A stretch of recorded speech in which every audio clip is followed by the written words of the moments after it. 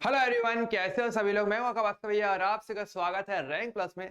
तो बच्चों, फाइनली आज हम स्टार्ट करने जा रहे हैं आपकी सफलता सीरीज का फर्स्ट लेक्चर जो केमिस्ट्री का रहने वाला है। ये रहेगा आपका रसायन विज्ञान की कुछ मूल अवधारणाएं। देखो तो बच्चों, जैसे कि हमने आपको वादा किया था कि आपके लिए हम स्पेशल सीरीज लेकर के आने वाले हैं, जिसके तहत हम एक लेक्चर के अंदर पूरा एक चैप्टर हम कंप्लीट कर लेंगे, जिसके अंदर हम सारी की सारी थ्योरी, फॉर्मुलेस, कॉन्सेप्ट, हर एक चीज को क्लियर कर लेंगे। ठीक है, सो ये बहुत मजा आएगा। आपका सिर्फ एक टास्क बनता है कि आपको इस सीरीज को स्टार्टिंग से लेकर लास्ट तक पूरा देखना है और एक चैप्टर एक ही लेक्चर में आपको पूरा कंप्लीट करना है। ठीक है, तो आज हम क्या स्टार्ट करेंगे। सबसे पहले हम चूज करने वाले हैं आपका ये फर्स्ट चैप्टर रसायन विज्ञान की कुछ मूल अवधारणाएं और कौन कौन से टॉपिक्स आज हम कवर करने वाले हैं। तो अपडेटेड सिलेबस के अकॉर्डिंग ही हम सारे के सारे जो सिलेबस है, जो टॉपिक्स उनको हम कवर करने वाले हैं। तो ये सारे हमारे टॉपिक्स रहने वाले, आप सारे के सारे टॉपिक्स देख सकते हो और हर एक टॉपिक को हम आज के लेक्चर में बहुत ही अच्छे तरीके से समझते हुए, चीजों को क्लियर करते हुए हर एक चीज को पढ़ने वाले हैं। ठीक है, तो बहुत मजा आएगा, अच्छे से स्टार्ट करेंगे। ठीक है, और अच्छे से एंड भी करेंगे। ठीक है, अच्छा लगे वीडियो तो लाइक जरूर करिएगा और उन सभी दोस्तों के साथ इसको शेयर जरूर करना है जो भी बैकलॉग जिनका है या जो भी पूरा एक स्टडी अच्छे से करना चाहते हैं एक बार में कम से कम टाइम में, तो उनके लिए सीरीज बहुत ही अच्छा होने वाले, उनकी सफलता के लिए एक तरीके से वरदान रहने वाला है। ठीक है, तो चलिए बिना किसी देरी के स्टार्ट करते हैं। तो हम स्टार्ट करते हैं हमारे फर्स्ट टॉपिक के साथ, जो है द्रव्य तथा इसकी प्रकृति। देखो सिंपल सी बात है, बेसिक से ही चलेंगे हर एक चीज को और बेसिक से होते हुए इसी एक सिंगल लेक्चर के अंदर इसको पूरा टॉप तक लेकर जाने वाले। ठीक है, तो द्रव्य क्या होता है। देखो द्रव्य यानी एक तरीके से आप बोल सकते हो पदार्थ, है ना। पदार्थ क्या होता है। पदार्थ बेसिकली द्रव्य हम किसी ऐसी वस्तु को कहते हैं जिसके पास द्रव्यमान होता है और जिसके पास आयतन होता है, यानी जो स्थान घेरती है। यानी कोई भी वस्तु जिसके पास द्रव्यमान हो और जो स्थान घेरे, मतलब जिसके पास क्या हो, जिसके पास हो आपके पास आयतन। आपको पता ना, कोई भी वस्तु द्वारा घेरा गया स्थान उसका आयतन कहलाता है। तो उसके पास द्रव्यमान और स्थान होता है, वो पदार्थ यानी द्रव्य कहा जाता है। तो ध्यान दो, छोटी क्लासेस में हम पदार्थ वर्ड यूज में लेते हैं, लेकिन जब आप हायर क्लास में जाते हो तब द्रव्य उपयोग में लेते हो। लेकिन इसका मतलब ये नहीं कि अब पदार्थ या द्रव्य अलग अलग है, एक ही चीज होती है। यहाँ पर द्रव्य लिख लो या फिर आप लिख लो यहाँ पर पदार्थ, वो हमारे लिए एक ही बात हो जाती है। अगर एग्जाम्पल्स की बात करेंगे तो हमारे पास बहुत सारे एग्जाम्पल्स हैं जो हमारे आसपास पाए जाते हैं और वो सभी के सभी द्रव्य यानी पदार्थ आते हैं। चाहे पेन की बात कर लो, चाहे बुक्स की बात करो जिसमें अभी आप लिख रहे हो, नोटबुक्स की बात कर लो, पानी पीते हो तो पानी की बात कर लीजिए यार, आप पेन की बात कर लो, ये सब के सब आपके पदार्थ में ही काउंट किए जाते हैं। ओके अच्छा, अब बात करते हैं इनकी अवस्थाओं की। पदार्थ कौन कौन सी अवस्था में पाया जाता है, पदार्थ या द्रव्य एक ही बात रहेगा। तो मुख्य तौर पे हम जानते हैं पदार्थ या द्रव्य मेरे तीन अवस्था में पाया जाता है। कौन कौन सी अवस्थाएं होती हैं। सबसे पहली होती है ठोस, सेकंड नंबर पे आती है हमारी द्रव और थर्ड नंबर जो अवस्था आती है वो आती है हमारी गैस, है ना। ठोस, द्रव और गैस पदार्थ की तीन अवस्थाएं पाई जाती है। ठीक है, किस प्रकार से आप इनको परिभाषित करते हो, तो ध्यान दो। पदार्थ की अलग अलग अवस्थाएं जो बनती हैं, ये बनती हैं इनमें, देखो कोई पदार्थ कणों से मिलकर बनता होता है, छोटे छोटे कणों से मिलकर बनता है।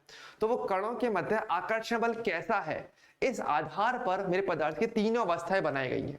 जैसे ठोस की अगर हम बात करते हैं तो ठोस के कणों के मध्य क्या होता है, हर एक कण के बीच में आकर्षण बल बहुत ज्यादा हाई रहता है, बहुत ज्यादा प्रबल रहता है, जिससे कि एक दूसरे के बहुत पास पास रह जाते हैं और ये आपकी ठोस अवस्था बनाती है। द्रव्य की अगर बात करेंगे तो कणों के मध्य जो आकर्षण बल होगा वो ठोस की तुलना में थोड़ा कम होता है, जिससे कि थोड़े थोड़े बिखरे बिखरे रह जाते हैं। ठीक है, तो आराम से इनका बहाव हो जाता है, तो वो आपकी द्रव अवस्था बनती है। और गैस कणों की अगर बात करेंगे तो यहाँ पे तो कणों के मध्य आकर्षण बहुत ही ज्यादा कम होता है, मतलब कि कण बहुत ही दूर दूर जाके बिखरते रहते हैं। तो इस प्रकार से कुछ इनका गमन या कणों का जो ओवरऑल जो चलन रहता है वो इस प्रकार से रहेगा कि वो बहुत दूर दूर ऐसे रैंडमली भाग रहे होते हैं। तो यहाँ पे कणों के मध्य आकर्षण बल बहुत कम है। इस आधार पे, यानी आकर्षण बल के आधार पर पदार्थ हमारे मुख्य तौर पे तीन अवस्था में पाया जाता है, ठोस, द्रव और गैस। ध्यान रखना, ये पदार्थ की अवस्था किस आधार पर है तीनों, ये है आकर्षण बल के आधार पर, आकर्षण बल के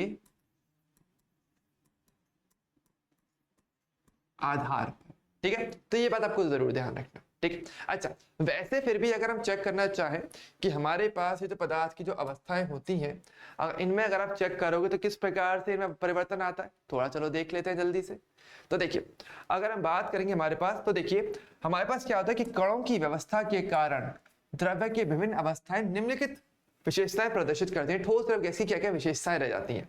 देखिए ठोस की बात करेंगे तो ठोस का तो देखो निश्चित आयतन रहता है, निश्चित आकार रहता है, क्योंकि कणों के मध्य बहुत प्रबल आकर्षण बल है, तो अपनी जगह पर ये बने रहते हैं, जिसके कारण इनका आकार या आयतन निश्चित हो जाता है। और इसी कारण से ठोसों को दृढ़ कहा जाता है कि ये अपने आकार में बदलाव नहीं करते। तो ठोस को आप क्या कहते हो, तो ठोस का एक सिंगल शब्द में परिभाषित करना हो तो वो होते हैं आपके लिए दृढ़, तथा क्या होते हैं, वो आपके लिए होते हैं असंपीड्य। असंपीड्य, असंपीड्य का मतलब क्या होता है, इसका मतलब होता है कि अगर इन पर दाब लगाया जाएगा, बल लगाया जाएगा, तो ये अपने आकार या आकृति में परिवर्तन नहीं करते हैं, तो वो आपके ठोस होते हैं। तो एक सिंगल शब्द में ठोस को परिभाषित करना हो तो हम वर्ड लेते हैं असंपीड्य, या वो दृढ़ होते हैं। ठीक है, वहीं अगर बात करें द्रव के लिए, तो द्रव के लिए देखो क्या होता है, उसका आयतन तो निश्चित होता है, आयतन फिक्स है कि जितनी जगह घेरेगा वो जगह तो फिक्स रहेगी, लेकिन उसका आकार निश्चित नहीं होता। जैसे कि पानी की बात करें, आपके पास मान लो 1 लीटर पानी की बोतल है, तो पानी का आयतन हमें पता है 1 लीटर है। अब उसको बोतल में रखोगे तो बोतल का आकार ले लेगा। उसी पानी को अगर आप ग्लास में भर दोगे तो पानी अभी भी रहेगा 1 लीटर ही, लेकिन अब उसका आकार ग्लास के आकार का हो जाएगा। तो आयतन निश्चित है, लेकिन आकार इनका निश्चित नहीं होता है। और अगर बात करें गैस के लिए, जैसे कि हमने बोला कि गैसों में ना तो निश्चित आयतन होता है और ना ही निश्चित इनका आकार होता है। जैसी जगह में छोड़ोगे पूरी की पूरी जगह को वो घेर लेते हैं। जैसे कि परफ्यूम की अगर बात करेंगे, परफ्यूम का अगर स्प्रे करते हो तो रहता तो वो छोटी सी डिब्बी के अंदर है, लेकिन जैसे स्प्रे करोगे पूरी जगह पर आकर के फैल जाता है, पूरे कमरे में उसकी सुगंध पहुंचती है। तो यानी कि गैस के कारण हर जगह लगातार गमन करते रहते हैं, जिससे पूरे पात्र का आयतन वो घेर लेते हैं। ठीक है, और क्योंकि द्रवों में और गैसों में इस प्रकार से ऐसे कणों का खुद से संचलन होता है, बहने का गुण पाया जाता है, इसलिए द्रव को या गैस के सम्मिलित रूप का तरल कहते हो। इनको क्या बोलते हो, तो यहाँ पर मैं आपको नोट भी लिखाते हुए चलता हूं ताकि आप छोटे छोटे वर्डिंग क्लियर कीजिए। तो हमारे पास क्या होता है कि द्रव तथा क्या होता है हमारे पास, द्रव तथा गैसों में, द्रव तथा गैसों में बहने का गुण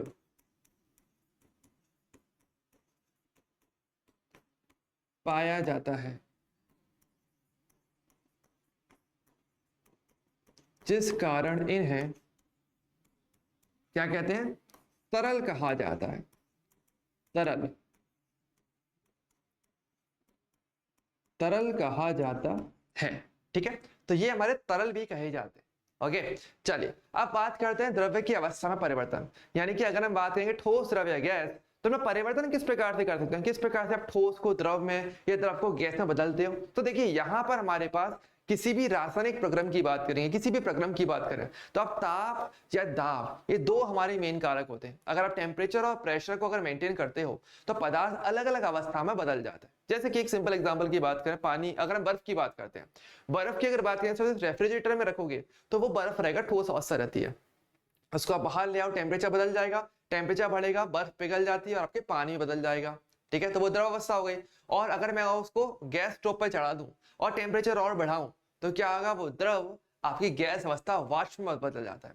यार, और दाब का भी कहीं ना कहीं प्रभाव उसमें पड़ता ही पड़ता है, जो हम आगे देखेंगे। ठीक है, तो मेन दो कारक ध्यान रखना, तापमान और दाब में परिस्थितियों में परिवर्तन द्वारा द्रव्य की अवस्थाओं को एक दूसरे में परिवर्तित किया जा सकता है।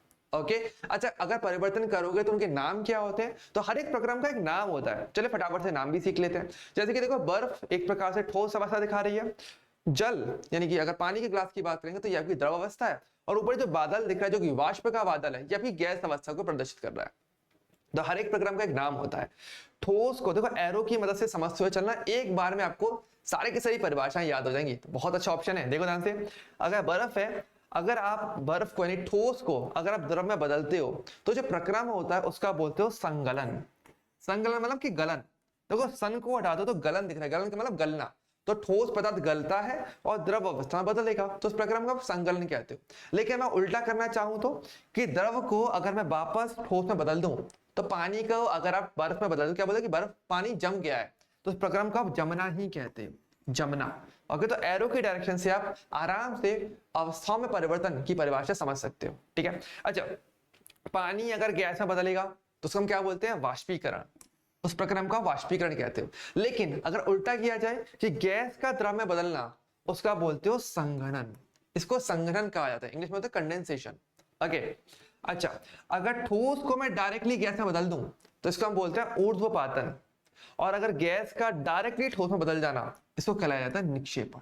ठीक है, तो इस प्रकार से आपके पास ये जो अवस्थाओं में परिवर्तन होता है, उनके हर एक, देखो सिंपल सी बात है, आप कोई भी प्रक्रम अगर करवाते हो तो हर एक प्रक्रम को एक नाम दिया जाता है, तो ये इन सभी प्रक्रमों के नाम हमारे लिए हो जाते हैं।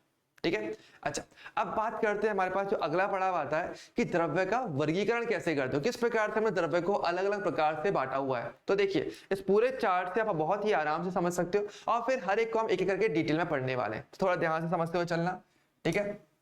जैसे कि देखिए, अगर द्रव्य की बात करेंगे तो मुख्य तौर पर द्रव्य को आप दो प्रकार से विभाजित करते हो, एक तो मिश्रण और दूसरा होता है आपका शुद्ध पदार्थ। देखो मतलब क्या होता है, एक एक करके समझते हुए चलते हैं। तो चलिए सबसे पहले हम शुरुआत करते हैं मिश्रण से, ठीक है। मिश्रण का एग्जांपल में, जैसे कि अगर हम बात करें नमकीन की बात करेंगे, कुछ कुछ नमकीन आती है, नवरत्न नमकीन आती है, मिक्सचर वाली नमकीन आती है, वहां पर क्या होता है, बहुत सारे अलग अलग प्रकार के कण होते हैं और वो आपस में मिक्स हो जाते हैं, तो उसको आप बोलते हो मिश्रण। मिक्सचर का मतलब ही मिश्रण होता है ना।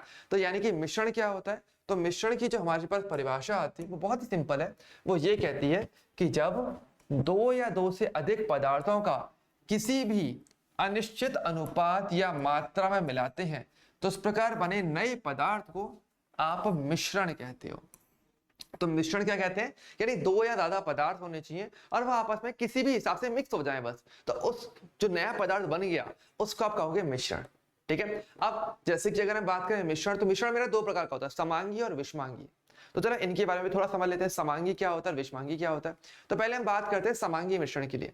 बिल्कुल नाम के अनुसार समांगी मतलब समान अंग वाला मिश्रण, सम अंग मिश्रण, ठीक है। तो यहाँ पे आ रहा है सम अंग, समांगी वाला सम अंगी मिश्रण, यानी कि वह मिश्रण जिसका संगठन सभी जगह पर समान हो, यानी जो भी कण है उस मिश्रण में वो पूरी जगह पर बिल्कुल समान है। कैसे, इसका एग्जांपल आप ले सकते हो, जैसे कि आपके पास एक पानी का ग्लास हो और आपने एक चम्मच में नमक या एक चम्मच चीनी डाल दो और उसे मिक्स कर दो, आप टेस्ट करके देखो, आपको देखने को मिलेगा कि हर बार टेस्ट बिल्कुल समान आएगा। इसका मतलब वो चीनी या नमक पानी में समान रूप से घुल चुका है, सब जगह पर जो मिश्रण बना है वो बिल्कुल समान है, इसलिए उसको बोलते हैं समांगी मिश्रण। अब यहाँ पर इस मिश्रण की कुछ विशेषता होती है। क्या विशेषता होती है, देखिए पहली चीज तो कि समांगी मिश्रण में कणों को आंखों से नहीं देख सकते, बिल्कुल सही बात है। अगर एक बार नमक को या चीनी को अगर पानी में डाल दोगे तो क्या आप नमक या चीनी को वापस देख पाते हो, नहीं देख पाते भाई, जब एक बार मिक्स हो जाता है। और दूसरा, अवयवी कणों को आसानी से पृथक नहीं कर सकते, यानी मैंने आपको टास्क दिया कि चलो एक काम करो, एक गिलास पानी लो, एक चीनी डालो, एक चम्मच चीनी और मिक्स कर दो, तो ये तो आप कर सकते हो। अब मैं बोलूं आपको कि काम करो, अब इसको अलग अलग कर दो, चीनी अलग कर दो और पानी अलग कर दो, क्या कर पाओगे भाई, बहुत भारी पड़ जाएगा, हो ही नहीं पाएगा। मतलब कर सकते हैं लेकिन आसानी से नहीं कर सकते, आपको फिर अच्छे खासे मशीन की जरूरत पड़ेगी, तब जाके आप चीनी को अलग कर पाओगे। अब ऐसी बात तो है नहीं कि समुद्र से नमक नहीं बनता, नमक हम निकालते हैं, लेकिन फिर आपको मशीन की जरूरत पड़ती है, डायरेक्टली या बहुत आसानी से नहीं कर पाते हो ना, ये चीज, ठीक है। चलिए दूसरा हम बात करते हैं विषमांगी मिश्रण। इसमें क्या होता है, जिस मिश्रण में विभिन्न विभिन्न भागों का संगठन एक दूसरे से भिन्न भिन्न हो, मतलब कहीं पर पदार्थ ज्यादा मात्रा में, कहीं पदार्थ कम मात्रा में समान रूप से संगठन ना बन पाए। कैसे, इसका भी एग्जांपल आप ले सकते हो, जैसे कि आप एक गिलास पानी लो, उसमें आप डाल दो रेत, डाल दो मिट्टी, डाल दो, अब क्या होगा, कुछ मिट्टी तो ऐसी होगी जो नीचे आकर के बैठ जाती है, कुछ मिट्टी ऐसी होगी जो बीच में हल्की हल्की तैर रही होगी, कुछ मिट्टी ऊपर की तरफ तैर रही होगी। तो क्या समान रूप से मिट्टी आपके पानी में घुल पाती है, ऐसा नहीं हो पाता है। तो जहां पर समान रूप से मिश्रण ना बन पाए वो आपका होता है विषमांगी मिश्रण, विषम अंग मिश्रण। ओके, थोड़ा संधि विच्छेद समास विग्रह की आपको जरूरत पड़ने वाली है मेरी क्लास में, नो डाउट, लेकिन अगर थोड़ा बहुत हिंदी हम अच्छे से समझें तो यार, अगर आपको हिंदी जितनी अच्छे से आएगी ना, केमिस्ट्री के शब्द भी आप उतने अच्छे तरीके से समझ सकते हो, तो ये तरीका होता है, ठीक है। तो ये तो हो गया हमारे मिश्रण के प्रकार। सेकंड टाइप मेरे पास आता है शुद्ध पदार्थ क्या होता है। देखो, जैसे कि हमने बोला मिश्रण में क्या था कि आपके पास अलग अलग प्रकार के कण थे जो एक किसी भी मात्रा में मिल रहे थे। शुद्ध पदार्थ का मतलब क्या होता है, शुद्ध पदार्थ का मतलब होता है कि जो भी पदार्थ है उसके अंदर एक ही प्रकार का कण हो, कोई दूसरा कण उसमें नहीं आना चाहिए। यानी कि हमने क्या बोला कि कोई पदार्थ जो एक ही प्रकार के कणों से मिलकर बना हो वो आपका शुद्ध पदार्थ कहलाता है, यानी सारे के सारे कण क्या समान हो। तो शुद्ध पदार्थ में सभी कणों का संगठन समान रहता है, सारे के सारे कण बिल्कुल एक जैसे होते हैं, कोई तीसरा या दूसरा अलग कण होता ही नहीं है। जैसे एग्जांपल की अगर बात करें तो बात कर सकते हैं गोल्ड के लिए। सोने की अगर बात करें तो सोने को हम शुद्धता में मानते हैं, क्यों, हम क्या बोलते हैं 24 कैरेट गोल्ड सबसे प्योर होता है। इसका मतलब क्या है, अगर हम किसी ज्वेलरी वाले पे जाते हैं और हम कह रहे हैं कि भाई मुझे शुद्ध सोना चाहिए, 24 कैरेट गोल्ड चाहिए, तो आप क्या उम्मीद करते हो, आप ये उम्मीद करते हो कि उसमें कुछ मिलावट ना हो, कोई दूसरा कण उसके अंदर मिला हुआ नहीं हो, वरना वो अशुद्धि मानी जाएगी, वो मिश्रण में आ जाएगा, है ना। तो शुद्ध पदार्थ में मतलब क्या है, एक ही प्रकार का अणु। अगर मैं गोल्ड की एक बार ले रहा हूँ, गोल्ड का टुकड़ा ले रहा हूँ, तो उसमें केवल गोल्ड ही होना चाहिए, उसमें कॉपर या टिन या लेड और कुछ नहीं होना चाहिए। इसी प्रकार से अगर हम बात करें शुद्ध पानी की बात करें, तो जब हम पानी की बात करते हैं, शुद्ध पानी का मतलब क्या है कि उसमें केवल पानी हो, उसमें कुछ और आयन या कोई दूसरा कण या अशुद्धि उसमें नहीं होनी चाहिए, वो प्योर वाटर होना चाहिए। तो इसका मतलब यह है कि एक ही प्रकार का कण ही उधर होना चाहिए। ओके अच्छा, अब बात करते हैं इसके प्रकार की। तो शुद्ध पदार्थ को आपको याद हो तो हम दो प्रकार से विभाजित करते हैं, एक होता है तत्व और एक होता है यौगिक। अब इसको थोड़ा क्लियर करते हैं, वर्डिंग थोड़ी सी इंपॉर्टेंट है, ध्यान रखो। बेसिक चैप्टर है, सबसे पहला चैप्टर का नाम ही क्या है, रसायन विज्ञान की मूल अवधारणा है। तो बेसिक अगर इसे अच्छा करना है, ये चैप्टर सुपर डुपर इंपॉर्टेंट है आपके बेसिक्स के लिए, ठीक है। तो देखो ध्यान से थोड़ा सीखो कि शुद्ध पदार्थ में कण क्या होते हैं। अब देखो मैंने क्या बोला, शुद्ध पदार्थ एक ही प्रकार के कणों से मिलकर बनता है, लेकिन वो कण क्या होना चाहिए। देखो यह कण या तो वो रहता है परमाणु होगा, या फिर वो कण अणु हो सकता है, अणु के रूप में हो सकता है। अब इस आधार पे हमारा पदार्थ दो प्रकार का होता है शुद्ध पदार्थ। देखो कैसे, पहला होता है तत्व। तत्व क्या होता है, जो एक ही प्रकार के परमाणु से मिलकर बना, यानी वो जो कण है, जो एक ही प्रकार का कण होना चाहिए शुद्ध पदार्थ में, तो वो कण अगर परमाणु है तो वो हमारा तत्व कहा जाता है। जैसे कि सोना, चांदी, आयरन की बात करो, लोहे की बात करो, सोडियम, कोई भी आप तत्व चूज कर सकते हो। हम तत्व का मतलब क्या बोलते हैं कि वो परमाणु से मिलकर बनता है तत्व हमेशा, और एक ही प्रकार का परमाणु होना चाहिए। तो ऐसे पदार्थ को आप तत्व कहते हो। तो यौगिक क्या होता है, यौगिक होता है जो एक ही प्रकार के अणु से मिलकर बनता है, वो मेरा क्या होता है, वो मेरा यौगिक कहा जाता है। ओके जैसे कि जल की बात करो, जल मेरे लिए यौगिक है, CO2 मेरे लिए यौगिक है। कभी बोला कि गोल्ड को आपने कभी यौगिक बोला है, आप बोलते होंगे हमेशा गोल्ड तत्व होता है, लेकिन कभी पानी को तत्व नहीं बोला होगा, पानी को आपने यौगिक कहा होगा, कंपाउंड बोला होगा। क्यों, क्योंकि वो अणु से मिलकर बनता है, H2O होता है ना। पानी का फॉर्मूला क्या होता है, पानी का फॉर्मूला हमारे पास होता है H2O। तो यानी कि हमारे पास यहाँ पर अगर हम जल की बात करते हैं तो वो यौगिक होता है, क्योंकि वो अणु H2O से मिलकर बनता है, और ये मेरा कण एक परमाणु से मिलकर बनता है। ओके तो ये वाली बात हमारे पास यहाँ आती है, ठीक है। चलो थोड़ा सा परमाणु और अणु की थोड़ी सी और बातें कर लेते हैं, और अच्छे से क्लियर हो जाएगा कि भाई बेसिक डिफरेंस क्या होता है परमाणु और अणु का, ये जानना भी जरूरी है। तो देखो भाई समझो अच्छे से कि देखिए परमाणु की अगर बात करेंगे, परमाणु क्या होता है कि जो पदार्थ का तो सबसे छोटा कण होता है वो बेसिकली परमाणु है। क्या बोलते हैं कि परमाणुओं को पदार्थ के मूल कण के रूप में जाना जाता है।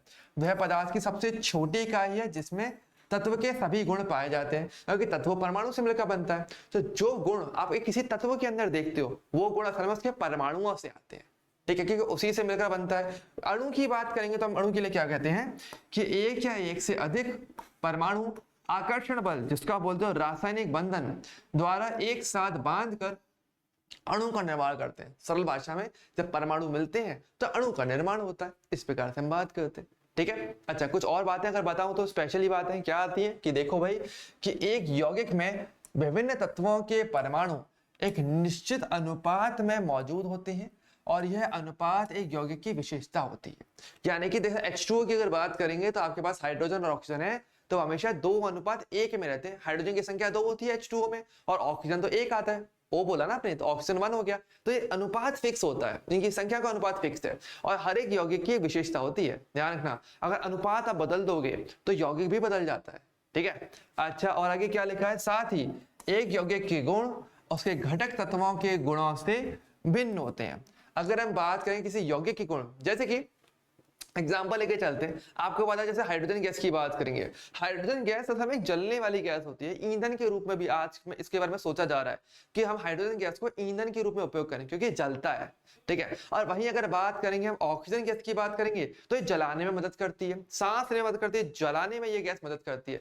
लेकिन अगर इन दोनों को मिलाया जाए तो इनसे मिलकर बना जो मिश्रण, जो यौगिक हमारा बनता है जो कि H2O है, वो इसी को बुझाने का काम करता है। यानी कि हाइड्रोजन गैस जलती है, ऑक्सीजन गैस जलाती है, पर इनसे दोनों से मिलकर बना यौगिक उसी आग को बुझाने का कार्य करता है, जो कि मेरा जल होता है।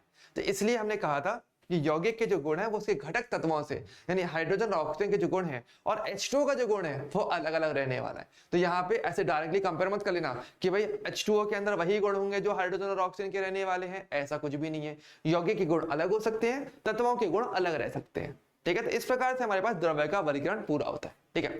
अब हम बात करते हैं, हमारा जो नेक्स्ट टॉपिक आता है जो है हमारा डाल्टन का परमाणु सिद्धांत। थोड़ा सा इसके बारे में डिस्कस कर लेते हैं, थोड़ा जरूरी पार्ट है।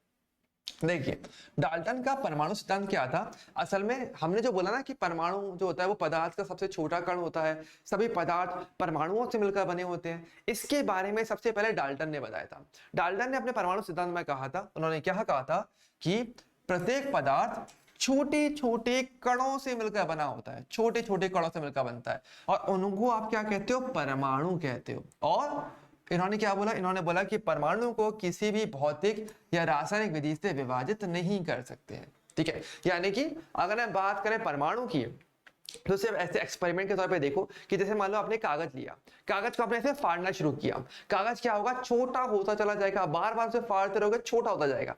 एक पॉइंट पे आएगा कि आप उसे फाड़ नहीं पाओगे, फिर आप क्या करोगे? किसी मशीन की यूज करोगे कि इसे और छोटा कर सके, और कट कर करके कैसे भी करके उसे छोटा करने का ट्राई करोगे। एक पॉइंट आएगा कि जितनी भी मशीन है दुनिया भर की, चाहे कहीं से कहीं कोई भी मशीन लाओ, कोई भी अच्छी खासी टेक्नोलॉजी लेकर के आ जाओ, अब आप उस पदार्थ को, उस कण को और ज्यादा छोटा विभाजित नहीं कर पाओगे, एक अविभाज्य स्थिति पर आप पहुंच जाओगे। वो जो सबसे छोटा कण है किसी पदार्थ का, उसको बोला गया परमाणु। ओके, यानी हम क्या कहते हैं? हम ये कहते हैं कि जो परमाणु होता है वो पदार्थ का सबसे छोटा कण होता है। ये होता है आपका अति सूक्ष्म, बहुत ही ज्यादा छोटा होता है, इसको देख भी नहीं पाता आंखों से। और ये क्या होता है? आपका अविभाज्य होता है। अविभाज्य मतलब इसको और ज्यादा आप विभाजित नहीं कर सकते, और ज्यादा तोड़ नहीं सकते हो, तो वो आपका परमाणु होता है। ठीक है, इस प्रकार से डाल्टन ने परमाणु के बारे में सबसे पहले बताया था। ठीक है, इसलिए थोड़ा सा जरूरी है हमारे लिए पढ़ना भी। ठीक है, अच्छा, इसके अलावा इसने परमाणु की विशेषता भी बताई। क्या क्या विशेषताएं बताई? चलिए फटाफट से एक बार रीड आउट कर लेते हैं जल्दी जल्दी। ठीक है, तो क्या क्या बताया? इन्होंने कहा कि प्रत्येक तत्व अति सूक्ष्म अविभाज्य कणों से मिलकर बनता है, जिन्हें आप क्या कहते हो? जिन्हें आप परमाणु कहते हो। ठीक है, एक चीज। दूसरी बात है, मतलब परमाणु को आप इंग्लिश में क्या बोलते हो? एटम कहते हो, एक बात। ठीक है, दूसरी बात ये कि एक तत्व के सभी परमाणु के द्रव्यमान और गुणों में समानता होती है, वो समान होते हैं। यानी एक तत्व के आप जितने भी परमाणु देख लोगे, हमने क्या बोला? तत्व परमाणु से मिलकर ही बनता है, तो और सारे के सारे परमाणु समान होने चाहिए, जैसे कि अभी हमने कुछ देर पहले थ्योरी में पढ़ा था। तो यहां पर इसने कहा कि एक तत्व के जितने भी परमाणु होते हैं ना, वो बिल्कुल समान होते हैं, उनके गुणधर्म भी समान होते हैं, तथा किंतु भिन्न भिन्न तत्वों के परमाणु और उनके गुण भिन्न भिन्न होते हैं। यानी कि जैसे समझो कि एक तरफ हमने लिया गोल्ड का टुकड़ा, एक तरफ मैंने लिया चांदी का टुकड़ा। अब गोल्ड में गोल्ड वाले परमाणु होंगे, चांदी के टुकड़े में चांदी के परमाणु होंगे। अब क्या सोना और चांदी एक जैसा होता है क्या? अलग अलग होता है। चांदी जहां एक तरफ विद्युत की सबसे अच्छा चालक पदार्थ है, सोना तो कुछ अलग होता है, उसमें विद्युत धारा का प्रवाह ही नहीं होता। ठीक है, दोनों में चमक अलग अलग होती है। गोल्ड सामान्यतः पीले कलर का होता है, चांदी हमारे थोड़ा एक चमकीले कलर की, एक व्हाइटिश चमकीला कलर होता है ना? तो अलग अलग कलर होता है, तो गुण अलग अलग हो जाते हैं अलग अलग तत्वों के, है ना? ठीक है, अगला क्या बोला? अगला ये कहा कि एक से अधिक तत्वों के परमाणुओं के निश्चित अनुपात में संयोजन से यौगिक बनते हैं। इन्होंने ये भी बताया साथ के साथ कि यौगिक का निर्माण कैसे होता है। तो डाल्टन ने कहा कि अगर आप तत्वों को एक निश्चित अनुपात में अगर आप जोड़ दोगे तो आपके यौगिक का निर्माण होगा। ये बात इन्होंने जरूर स्टेटमेंट दिया था, बहुत अच्छा, बहुत ही बोल्ड स्टेटमेंट उस टाइम पर दिया गया था। ओके, और लास्ट क्या बोला? इन्होंने बोला कि परमाणु अविनाशी होता है, इसको आप विनाश नहीं कर सकते, खत्म नहीं कर सकते हो। इन्होंने बोला अर्थात रासायनिक अभिक्रिया में परमाणु को ना तो उत्पन्न कर सकते हो ना ही नष्ट कर सकते हो। इसका मतलब ये आया कि अगर पूरे ब्रह्मांड की अगर मैं बात करूं तो हमारे ब्रह्मांड में जितने परमाणु हैं वो एकदम फिक्स हैं, वो उनकी संख्या नहीं बदल रही है। जो परमाणु था जैसा है वैसा का वैसा रहता है, वो कभी बन नहीं रहा है कहीं से भी, और ना उसको आप नष्ट कर पा रहे हो कि किसी तरीके से चलो ये एक परमाणु है मैंने खत्म कर दिया, ऐसा नहीं कर सकते। या आप ये नहीं कर सकते कि मेरे हाथ में मैंने एक नया परमाणु बना दिया, ऐसा भी नहीं हो सकता है। तो परमाणु की जो संख्या है वो ओवरऑल पूरे ब्रह्मांड में फिक्स होती है, और इसी को बोला गया था परमाणु संरक्षण का नियम। तो लास्ट स्टेटमेंट का एक नाम और देते हैं, इसको बोलते हैं आप परमाणु, इसको क्या बोलते हैं? परमाणु संरक्षण। परमाणु संरक्षण का नियम जो है इसे कहा जाता है, ये भी इसका एक नाम है कि परमाणु संरक्षित रहता है, उसकी संख्या फिक्स रहती है, उसको बना नहीं सकते, खत्म नहीं कर सकते, ये संरक्षित रहता है, इसी को बोला जाता है परमाणु संरक्षण का नियम। ओके, तो ये सारी बातें डाल्टन ने अपने नियम में कही थी। ओके, चलिए नेक्स्ट टॉपिक पर आते हैं। नेक्स्ट टॉपिक हमारा जो आता है ओके, वो है हमारे पास रासायनिक संयोजन के नियम। अब ये थोड़ा सा देखो एक इंपॉर्टेंट नियम है, यहाँ पर देखो ध्यान दो, इनकी थोड़ी विशेषताएं होती हैं। रासायनिक संयोजन के नियम की अगर हम बात करेंगे तो यहाँ पर क्या बातें बताएगा? यहाँ पर ये बोला गया कि देखो ओवरऑल अगर हम बात करेंगे नियमों की, देखो सिंपल सी बात है, केमिस्ट्री बनाई गई तो कुछ नियमों को ध्यान में रख के बनाई गई है, ठीक है। तो जो सबसे स्टार्टिंग में जो नियम दिए गए थे, जिससे केमिस्ट्री की बुनियाद रखी गई थी, वो बेसिकली ये 5 नियम थे, ठीक है। तो एक एक करके हम हर एक नियम के बारे में थोड़ा थोड़ा स्टडी करते हुए चलते हैं, ठीक है। और थोड़ा हर एक नियम तो अपने आप में इंपॉर्टेंट है, तो थोड़ा ध्यान से सुनना और समझना है, ठीक है। सबसे पहला नियम हम पढ़ते हैं द्रव्यमान संरक्षण का नियम। अच्छा, यहाँ पे एक बात जरूर ध्यान रखना कि कौन सा नियम किस साइंटिस्ट ने रखा है, तो वो साइंटिस्ट यहाँ पे दिख रहा है आपको, तो उसके साथ हम इसे पढ़ने वाले हैं, ठीक है। तो द्रव्यमान संरक्षण का नियम दिया था बेसिकली आपके एंटोइन लावोशिए ने। और ध्यान रखना, वैसे इस शख्स को रसायन विज्ञान का जनक भी कहा जाता है। बिल्कुल स्टार्टिंग के साइंटिस्ट के अंदर ही हमारे काउंट किए जाते हैं, जिन्होंने कहीं ना कहीं रसायन विज्ञान केमिस्ट्री को बनाने में काफी हेल्प की थी। तो इसे इनको रसायन विज्ञान का जनक, फादर ऑफ केमिस्ट्री के नाम से भी जाना जाता है, ठीक है। इन्होंने क्या बोला, इन्होंने ये बोला इस नियम के अनुसार रासायनिक अभिक्रिया के द्वारा पदार्थ को ना तो बना सकते हो और ना ही नष्ट कर सकते हो, जबकि इसे एक रूप से दूसरे रूप में परिवर्तित कर सकते हो। ये काम आप कर सकते हो, यानी कि पदार्थ को ना तो बना सकते हैं ना ही नष्ट कर सकते हैं, बल्कि उसे एक रूप से दूसरे रूप में आप परिवर्तित कर सकते हो, रूपांतरित कर सकते हो। जैसे कि एक एग्जांपल की बात करें, जैसे कि कार्बन है, O2 से रिएक्शन करवाई, आपको पता है CO2 बनता है। तो यहां पर क्या हुआ, इस रिएक्शन में देखोगे तो कार्बन एक पदार्थ था, ऑक्सीजन दूसरा पदार्थ था। मैंने रिएक्शन करवाई, दोनों को गर्म किया, अब CO2 बना, धुआं बना। तो कार्बन तो नहीं रहा। अब इसका मतलब ये तो नहीं कार्बन नष्ट हो गया, कार्बन नष्ट नहीं हुआ है, बल्कि वो CO2 में बदल गया है। तो पदार्थ का एक रूप दूसरे रूप में बदल रहा है, ठीक है। जैसे कि हम कागज की बात कर सकते हैं, कागज एक प्रकार का कार्बन होता है, तो कागज को जलाते हैं तो धुआं मिलता है। तो कागज कहाँ गया, कागज आपका, कागज में तो कार्बन था वो समय धुएं के रूप में निकल गया, CO2 के रूप में निकल गया। तो इस प्रकार से बेसिकली इन्होंने अपनी बात कही, और यहाँ से रासायनिक अभिक्रिया संतुलित होनी चाहिए, इसका भी काफी अच्छा आइडिया इन्होंने दिया। तो इनका बहुत अच्छा एक अनुप्रयोग जो मैं मानता हूँ वो ये है कि अभिक्रिया संतुलन के बारे में भी इससे आपको काफी हेल्प मिलती है।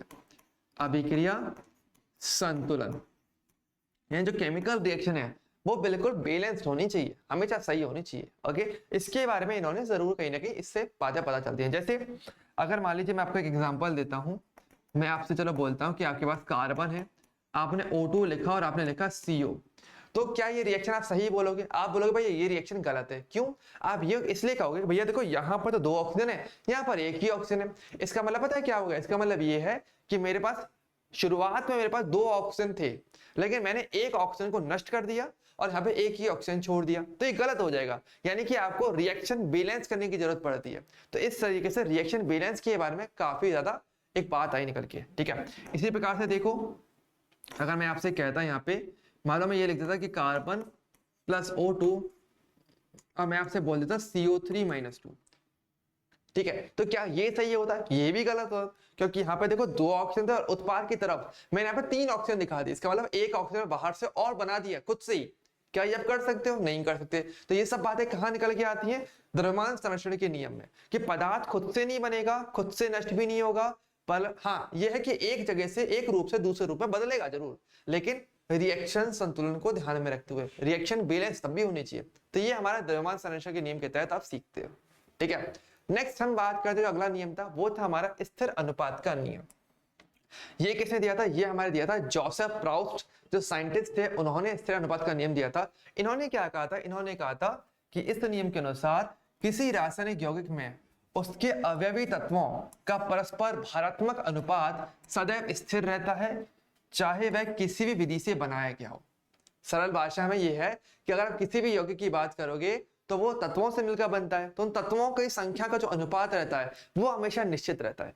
कैसे? एक एग्जांपल से समझते हैं। जैसे अगर हम बात करें, हमारे पास एग्जांपल, जैसे कि मैं बात करता हूँ जल की। जल की अगर बात करें तो जल आपको पता है वो हाइड्रोजन एंड ऑक्सीजन से मिलकर बनता है, और यहाँ पे इनका जो अनुपात है बाहर का वो कुछ सॉरी, यहाँ पर अगर बात करेंगे तो देखिए थोड़ा ध्यान से, अगर मैं इनके बाहर के अनुपात की बात करूंगा तो यहाँ पर क्या होता है? हाइड्रोजन का 2 और ऑक्सीजन का 16 भार होता है। तो यानी कि आपके पास 1:8 ये इनका भार होता है। पर ये जो अनुपात है इनके भार का वो हमेशा फिक्स रहता है, ये बदलेगा नहीं। इनकेस अगर ये बदल रहा है तो समझ जाओ कि वो यौगिक कोई और है। इसका मतलब ये हो जाता है, ठीक है। जैसे कि जल की बात करेंगे, जैसे कि देखो ये नियम पता है क्यों जरूरत पड़ी? यहाँ से जरूरत पड़ी कि भाई आपको केमिकल फॉर्मूले फिक्स करने चाहिए। रीजन, जैसे कि मान लो जल की खोज हो रही है, बात आ रही है जल का फॉर्मूला क्या होना चाहिए, तो यहाँ पर मान लो कोई साइंटिस्ट है, कोई दूसरे देश में बैठा हुआ है, उसने बोला भाई जल का फॉर्मूला H3O होना चाहिए। किसी दूसरे साइंटिस्ट ने बोला दूसरे देश का कि भाई जल का फॉर्मूला H2O2 होना चाहिए, या किसी ने बोला कि भाई H2O होना चाहिए, तो फिक्स कैसे करोगे? अब है तो वो इंदलास जल ही। अब हर कोई अलग अलग विधि से बना रहा है, कोई समुद्र से प्राप्त कर रहा है, कोई लैब में बना रहा है, कोई बारिश का पानी इकट्ठा कर रहा है, रहेगा तो जल ही। तो इन्होंने ये बोल दिया कि भाई आप किसी यौगिक को किसी भी विधि से प्राप्त करो, वो उसका फॉर्मूला फिक्स होता है, मतलब उनके भार का जो अनुपात है उनके तत्वों का वो फिक्स रहेगा। तो फॉर्मूला फिक्स होना इस नियम से स्टार्ट हुआ। तो उसका फायदा क्या हुआ?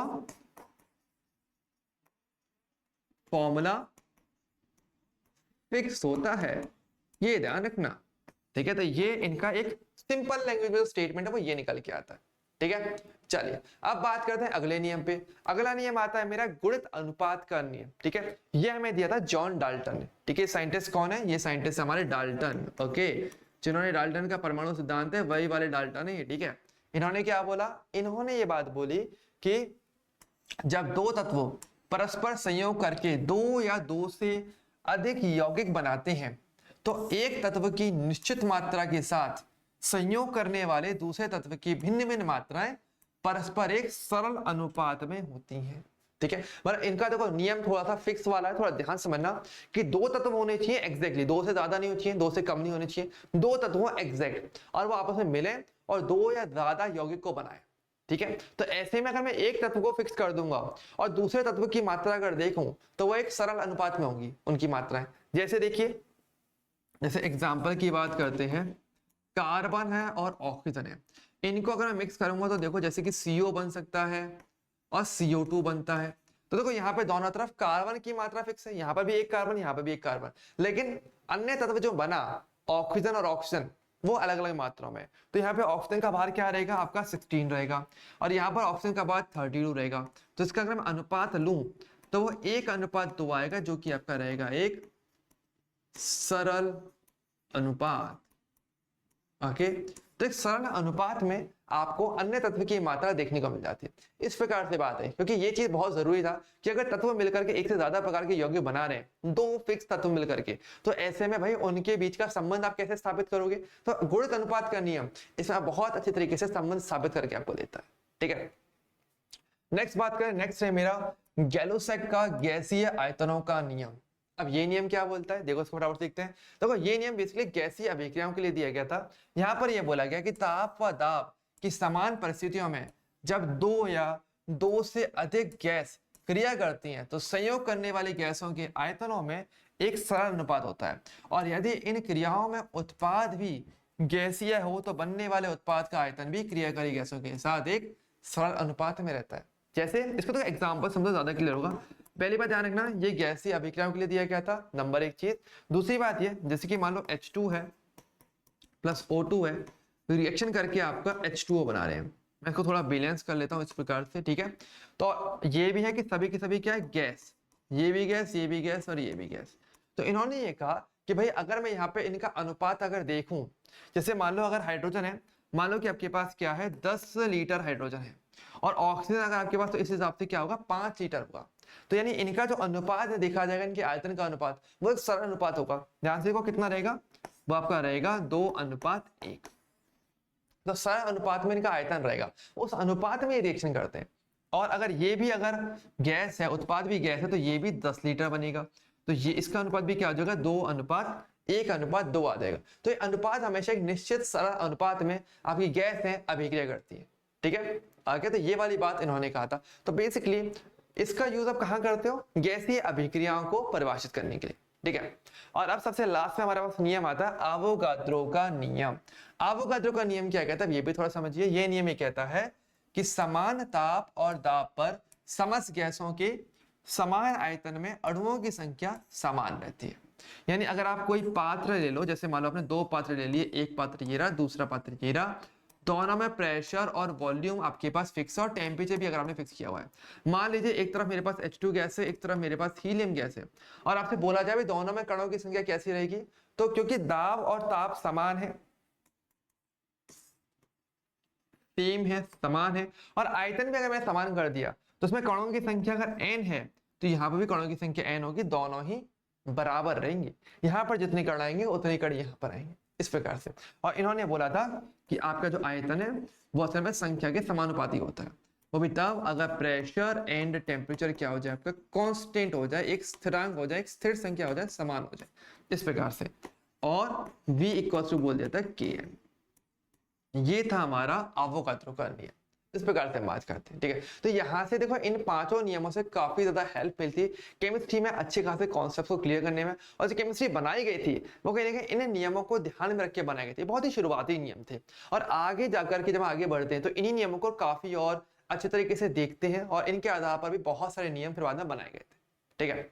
चलिए अब हम बात करते हैं कुछ हमारे इंपॉर्टेंट पॉइंट्स और वो थोड़ा समझ लेते हैं। थियोरेटिकल पॉइंट्स हैं लेकिन आपके एग्जाम के हिसाब से देखा जाए तो बहुत ज्यादा जरूरी हमारे लिए रह जाते हैं। डायरेक्टली थ्योरी बेस्ड क्वेश्चन यहाँ से बन जाते हैं। कौन कौन से, देखिए पहली चीज तो क्या होता है, सिस्प्लेटिन करके एक यौगिक होता है, टेक्सोल करके एक यौगिक होता है। इसका उपयोग कैंसर के उपचार में ये बहुत प्रभावी होता है। कि अगर बात करें जो कैंसर पीड़ित लोग होते हैं उनके लिए बेसिकली कौन से यौगिक का उपयोग किया जाता है उनके उपचार के लिए, तो सिस्प्लेटिन और टेक्सोल का उपयोग करते हैं, ठीक है। और ये देखो इनकी संरचना कुछ इस प्रकार से, सिस्प्लेटिन की संरचना इस प्रकार से रहती है। प्लेटिनम का एक उपसह संयोजक यौगिक होता है जिसमें क्या होता है 2 NH3 और 2 Cl होते हैं। इस प्रकार से आपको सिस्प्लेटिन देखने को मिलता है। और ये टेक्सोल की संरचना होती है। तो ध्यान दो, आपको टेक्सोल भले याद मत रखना, बस इतना ध्यान रखना कि ये एक ऑर्गेनिक यौगिक होता है, एक कार्बनिक यौगिक होता है। और अगर सिस्प्लेटिन की बात करेंगे तो प्लेटिनम का एक उपसह संयोजक यौगिक है और इस प्रकार से इसका फॉर्मूला दिखता है, ठीक है। एक चीज ध्यान रखना, ये बहुत इंपॉर्टेंट एग्जाम में आ सकता है। और दूसरा अगर हम बात करें AZT, एक यौगिक होता है AZT जिसका नाम है एजिडोथाइमिडीन। इस दवा का इस्तेमाल एड्स रोगियों की मदद करने के लिए किया जाता है, ठीक है। जो एड्स के रोगी हैं उनके अगर मदद करना है तो AZT यानी कि एजिडोथाइमिडीन का उपयोग किया जाता है। ध्यान रखना डायरेक्टली थ्योरी बेस्ड क्वेश्चन है आपके एनसीईआरटी बुक में। अगर आप देखोगे तो आपको ये लाइंस छिपी हुई मिल जाएंगी, हिडन लाइंस थोड़ी थोड़ी रहती हैं, तो वो भी मैं इस लेक्चर में लेकर के आया हूं ताकि आप कोई भी छोटी से छोटी बात मिस ना करो। आगे चलिए अब बढ़ते हैं आगे। अब बात करते हैं हमारे पास परमाणु द्रव्यमान की और आपके आणविक द्रव्यमान की। चलिए अब हम बात कर लेते हैं, है ना। तो परमाणु द्रव्यमान क्या होता है, आणविक द्रव्यमान क्या होता है। जैसे कि हम बात करें परमाणु या अणु की अगर बात करेंगे, परमाणु द्रव्यमान मतलब कि परमाणु का जो द्रव्यमान है उसका जो वजन होता है, और आणविक द्रव्यमान यानी कि अणु का जो भार होता है, अणु का जो वजन होता है। अब इन द लास्ट आपको पता है वो कण है, परमाणु या अणु दोनों ही कण होते हैं, तो भाई हर कण का कुछ ना कुछ वजन होता है। उसी को आप परमाणु द्रव्यमान या फिर आणविक द्रव्यमान शब्दों के अकॉर्डिंग आप यूज में लेने वाले हो, ठीक है। एक चीज बात ये करते हैं कि भाई इनका मापन कैसे किया जाता है। तो वैसे पुराने टाइम पे अगर आप देखो ना तो पुराने टाइम पे तो क्या हम कंपेयर करते हुए मापन करते थे, लेकिन करंटली टाइम पे हम एक यंत्र का उपयोग करते हैं। हम एक यंत्र का उपयोग करते हैं जिसका नाम क्या होता है, जिसका नाम होता है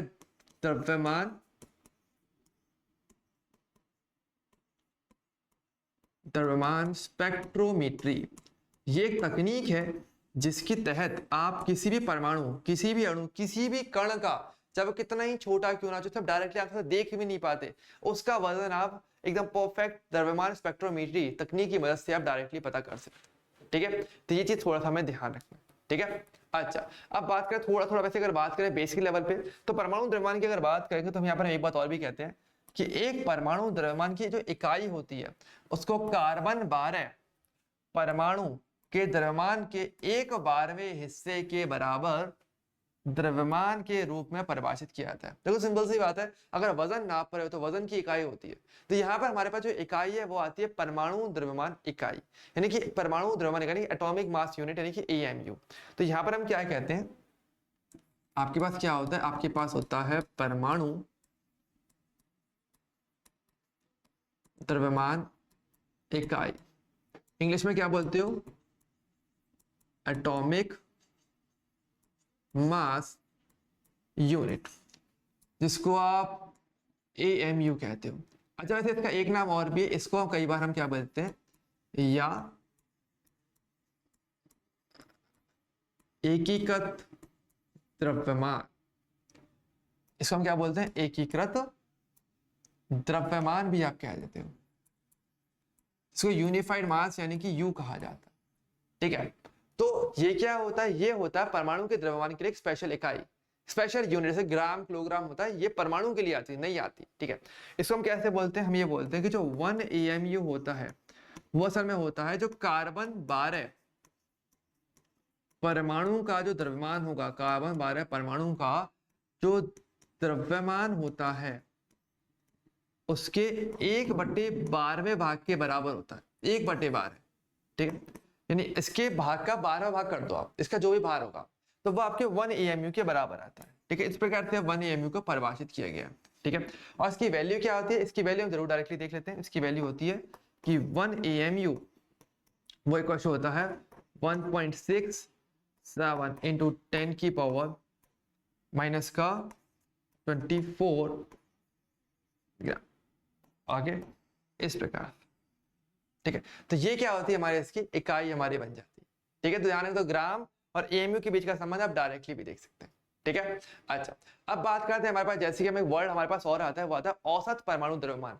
ये कॉन्सेप्ट कब आता है, देखो समझो, ये कॉन्सेप्ट का बहुत ज्यादा उपयोग है। ये कॉन्सेप्ट कब आता है, ये कॉन्सेप्ट आता है जब आपके पास समस्थानिक आते हैं। इसका मेन उपयोग कहां पर होता है, समस्थानिकों के लिए,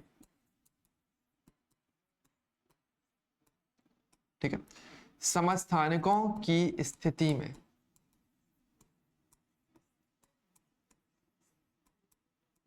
ठीक है। अच्छा, बोले भैया समस्थानिक क्या होते हैं, तो आई थिंक काफी बच्चों को वैसे पता होगा, नहीं पता कोई बात नहीं, मैं थोड़ा आइडिया देता हूँ। समस्थानिक क्या होते हैं कि तत्व आपके पास एक ही है लेकिन वो अलग अलग उसके बाहर पाए जाते हैं। जैसे कि हम बात करते हैं हाइड्रोजन, हाइड्रोजन की अगर देखा जाएगा तो 3 समस्थानिक होते हैं। एक तो होता है 1H1, एक होता है 1H2 और एक होता है 1H3, मतलब कि 3 समस्थानिक, इसको हाइड्रोजन, ड्यूटेरियम और ट्रिटियम जिसको आप बोलते हो, ठीक है। इसको तो आप सिंपली H यानी हाइड्रोजन कहती हो, इसको आप बोलते हो क्या, ड्यूटेरियम, जिसको D से प्रदर्शित करते हैं, और ये ट्रिटियम होता है जिसको आप T से प्रदर्शित करते हो। तो देखो ऊपर की तरफ इनके परमाणु भार है, देखो एक का 1 है, एक का 2 है, एक का 3 है, और परमाणु क्रमांक देखो हर एक का समान है, तत्व समान है लेकिन भार अलग अलग है। हम आपसे पूछें कि भाई ऐसी स्थिति में सही परमाणु द्रव्यमान क्या होना चाहिए, तो आप कंफ्यूज हो जाओगे, भाई तीनों ही हाइड्रोजन है पर वजन अलग अलग है, तो सही कौन सा काउंट करें। तो ऐसी स्थिति में हम इनके परमाणु भार का एवरेज ले लेते हैं। कैसे, उसका बोलते हो एवरेज एटॉमिक मास, यानी कि औसत परमाणु द्रव्यमान। तो ये कैसे निकालते हैं, इसका फॉर्मूला होता है क्या,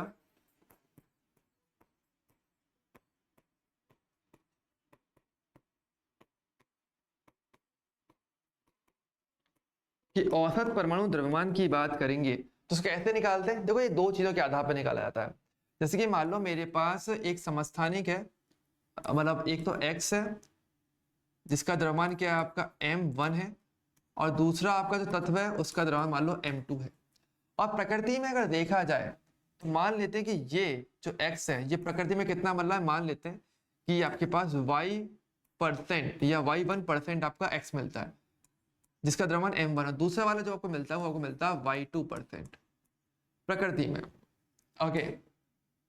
तो इस आधार पर आप इसका फॉर्मूला कैसे लिखोगे कि द्रव्यमान इंटू प्रकृति में कितना मिलता है, यानी कि M1 इंटू में Y1 प्लस दूसरा का द्रव्यमान इंटू दूसरी की प्रकृति में कितना मिलता है, Y2 अपॉन में Y1 प्लस Y2, ओके, इस प्रकार से, ठीक है। तो ये क्या हो जाएगा आपका औसत परमाणु द्रव्यमान, इस प्रकार से हम निकालते, इस प्रकार से आप एवरेज निकालते, ठीक है। और इसमें अगर मैं चाहूं तो ऐसे भी लिख सकता हूं कि समेशन में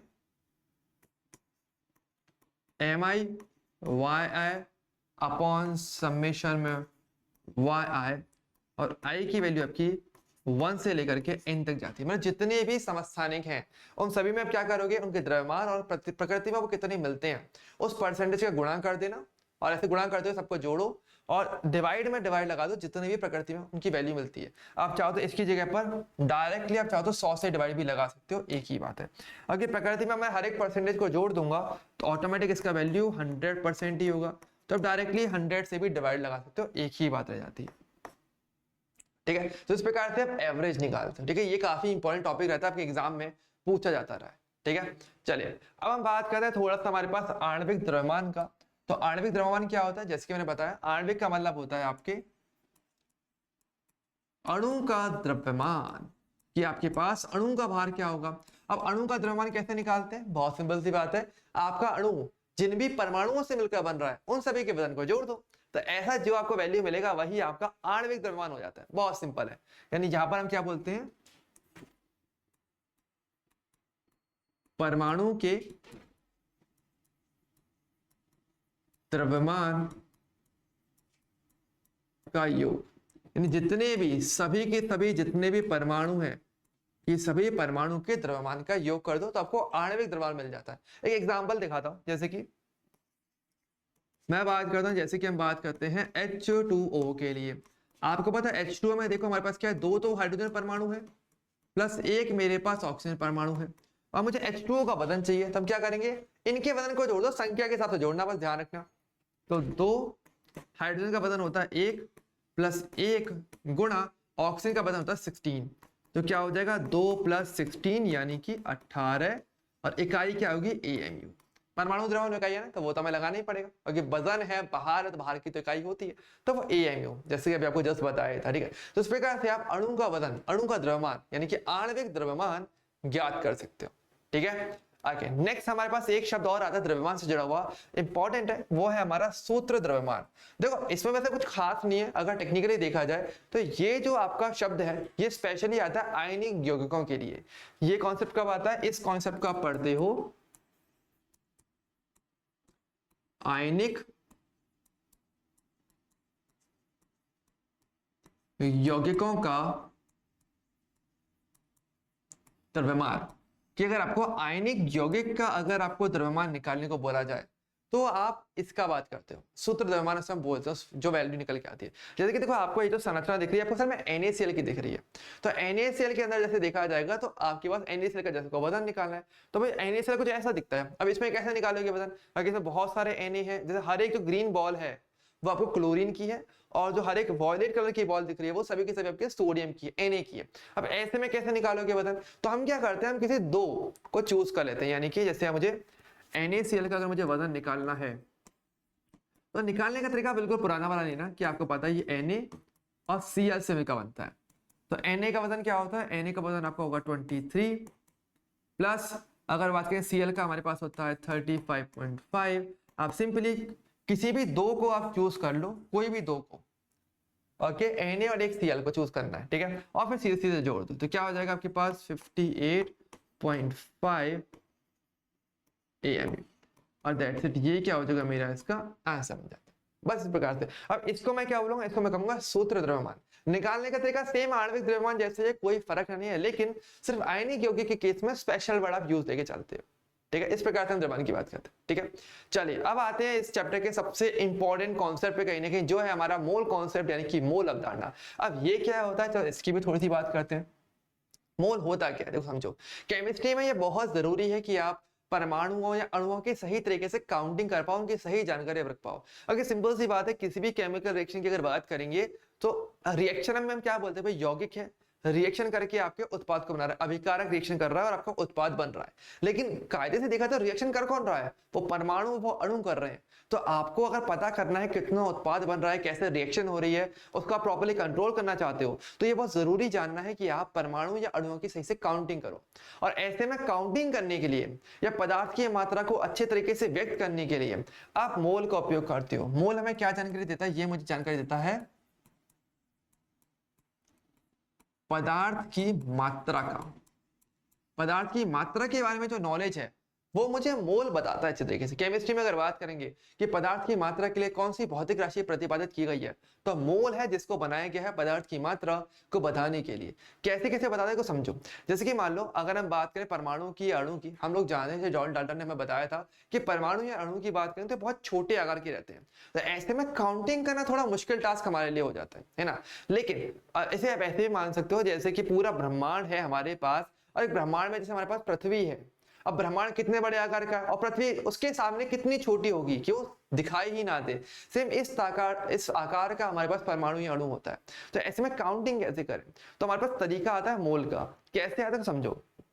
जैसे कि हमारे पास क्या होता है, हम हमेशा से एक चीज जानते हैं कि हमारे पास जो संख्या होती है, जो संख्या है उसका हमेशा संबंध रहता है किसी न किसी शब्द से। कई बार शब्द और संख्याओं के बीच में संबंध रहता है हमारे पास, है ना। जैसे कि अगर मैं आपसे बोलूं 12, 12 को आप क्या बोलते हो, हम बोलते हैं कोई भी समूह अगर 12 में आ रहा है तो हम क्या बोलते हैं, दर्जन बोलते हो। आप ये तो कहते हो कि एक दर्जन का मतलब क्या होता है, 12 है, तो 12 का मतलब एक तरीके से हम क्या निकालते हैं, दर्जन।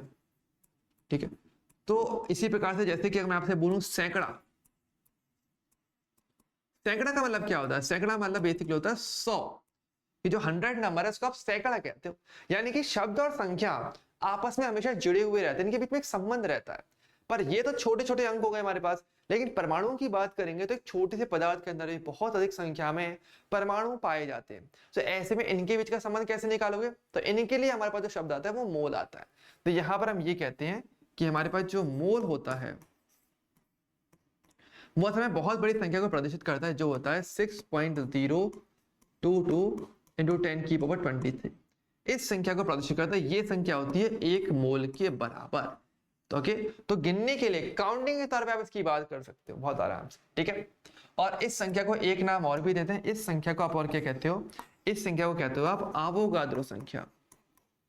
इसको आप क्या कहते हो? आवोगाद्रो संख्या के नाम से भी जानते हो।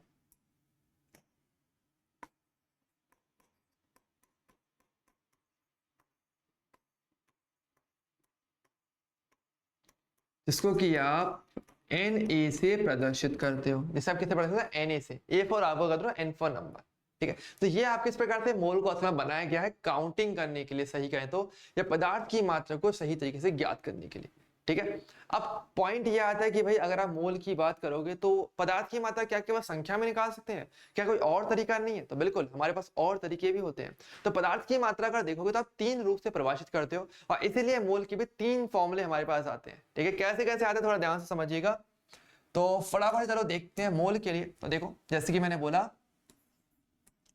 अगर हम बात करें पदार्थ की मात्रा की, अगर बात करेंगे तो पदार्थ की मात्रा आप 3 रूप में परिभाषित करते हो। एक तो आप कर सकते हो भार के रूप में, और ध्यान रखना भार आपके ग्राम में होना चाहिए, ठीक है। दूसरा आप कर सकते हो संख्या के रूप में, जैसे कि अभी हमने देखा ही था, संख्या भी पदार्थ की मात्रा को बता सकती है। और तीसरा आप करते हो आयतन के रूप में, ठीक है। पर आयतन किसका होता है? ध्यान रखना, आयतन हम बात करने वाले हैं गैस के लिए, ठीक है। और इन तीनों के लिए फिर हम मोल का, तीनों के लिए अलग अलग फॉर्मूला आता है। कैसे कैसे आता है समझो। पहला होता है आपके बाहर के केस में जो फॉर्मूला आता है वो आता है, जो मोल होता है वो इक्वल टू होता है जो पदार्थ का भार है, जो भी आपको दिया हुआ है, जो कि रहेगा ग्राम में, उसमें आप डिवाइड लगा देते हो मोलर द्रव्यमान का।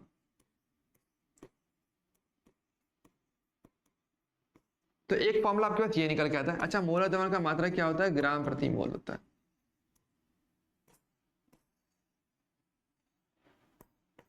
ठीक है। नंबर 1 चीज तो सबसे पहला वाला फॉर्मूला, ठीक है। दूसरा हम बात करेंगे, दूसरा हम बात करते हैं संख्या की किस में क्या होता है। संख्या को देखो सामान्य तौर पर वैसे हम N0 से भी आप प्रदर्शित करते हैं। इससे मोल कैसे निकालोगे? तो यहाँ पर जो मोल निकालने का फॉर्मूला आपके पास आता है वो एक क्वेश्चन क्या आता है, वो आपके पास आता है जो भी आपको संख्या दी हुई है उसमें आप डिवाइड लगाओगे आवोगाद्रो संख्या से।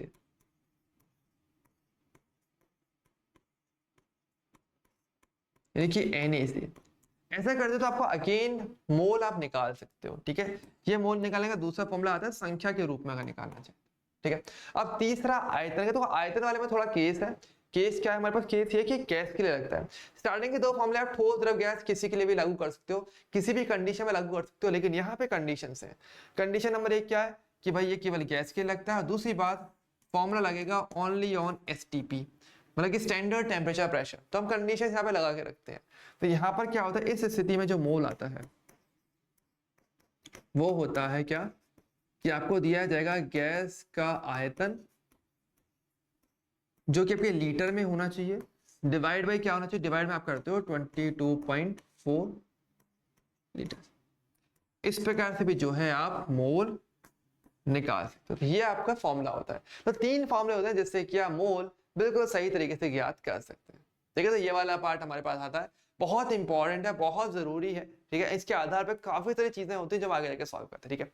अच्छा, एक वर्ड यहाँ पर आपके पास आता है मोलर द्रव्यमान का। तो मोलर द्रव्यमान का मतलब क्या होता है? चलो ये मैं आपको अलग से यहाँ लिखवा देता हूँ कि मोलर द्रव्यमान क्या रहता है। मोलर द्रव्यमान हमारे पास रहता है कि देखो, मोलर का मतलब आता है मोल से, यानी कि पदार्थ की 1 मोल मात्रा होगी और उसका जो द्रव्यमान है, उसका जो वजन होता है, ठीक है। ये क्या होता है? ये मेरे पास होता है कि पदार्थ की एक मोल मात्रा का जो द्रव्यमान रहेगा वो बेसिकली आपका होता है मोलर द्रव्यमान। ठीक है, वो आपका मोलर द्रव्यमान आपका हो जाता है। ठीक है, अच्छा इसको निकालते कैसे हैं? इसको निकालने का तरीका बहुत ही सिंपल सा है। आप एक काम करना कि देखो, आप एएमयू में बाहर निकाल सकते हो किसी भी पदार्थ का, किसी भी कण का, किसी भी यौगिक का। उसमें एएमयू की जगह पर आप हटा करके ग्राम पर मोल कर दो। यानी आपको क्या करना पड़ेगा, आपके पास जैसे कि आपके पास परमाणु भार आपके पास है, किसी पदार्थ का परमाणु या अणु भार आपके पास दिया हुआ है। ठीक है, जो कि आपको दिया होगा एएमयू में। आप एक काम करना, आप बस ये करना कि यहाँ पे जो मात्रा है, जो नंबर है, बिल्कुल एज इट इज रखना और बस मात्रक लगा देना ग्राम प्रति मोल और आपका आंसर हो जाएगा। जैसे कि एग्जांपल में आपको याद होगा, जैसे कि मैं बोलूं H2O, तो H2O का अणुभार हमारे पास क्या रहता है? H2O का अणुभार हमारे पास मैंने निकाला था 18 AMU का। लेकिन अगर मैं बोलूं कि H2O का मोलर द्रव्यमान क्या होगा, तो संख्या सेम रहेगी, यानी 18 ही रहेगा। बस लिख देना ग्राम प्रति मोल। तो ऐसे करके आप डायरेक्टली मोलर द्रव्यमान निकाल सकते हो। तो आपको कभी हेडेक नहीं लेना पड़ेगा भाई, अलग अलग याद तो नहीं करना, सेम चीज याद करनी, सिर्फ मात्रक का ध्यान रखना, ये ग्राम प्रति मोल में आता है। तो वैल्यू अगर देखा जाए संख्या के रूप में तो बिल्कुल बराबर ही चलती है। इस प्रकार से मोलर द्रव्यमान बहुत इजीली पता कर सकते हो। ठीक है, चलिए अब बात करते हैं हमारे पास मोल के बाद जो अगला अच्छा कॉन्सेप्ट आता है वो आता है प्रतिशत संगठन का। ये क्या होता है? बिल्कुल नाम के अकॉर्डिंग, मतलब कि परसेंटेज कैसे निकालते हो? आपको मान लो टेस्ट हुआ, आपका पेपर हुआ, आपको मान लो 100 नंबर का पेपर हुआ।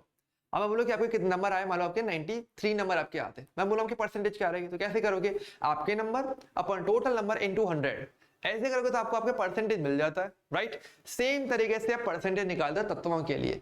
क्या से? देखिए परिभाषा क्या होती है वो समझते हैं कि किसी यौगिक के फॉर्मूले में, सूत्र में तत्वों के प्रतिशत मात्रा को उस तत्व का प्रतिशत संगठन कहते हैं, कि कितना परसेंटेज तत्व है हमारे पूरे यौगिक के अंदर। इसका फॉर्मूला देखो, फॉर्मूले से आप समझ जाओगे, बहुत इजी फॉर्मूला है कि अगर हम बात करें प्रतिशत संगठन की, अगर बात करते हैं ओके किसका, वो भी तत्व का, देखिए उसी का निकालोगे ना, तो तत्व का जो प्रतिशत संगठन कैसे निकालते हैं वो आप निकालते हो उस पदार्थ के अंदर, ओके जो यौगिक है उसके अंदर तत्व का टोटल द्रव्यमान कितना है। कैसे निकालते हो?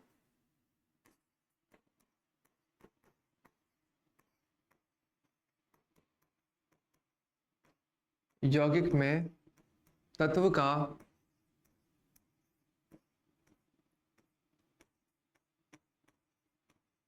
कुल द्रव्यमान जो रहता है डिवाइड बाई क्या करोगे, यौगिक का द्रव्यमान।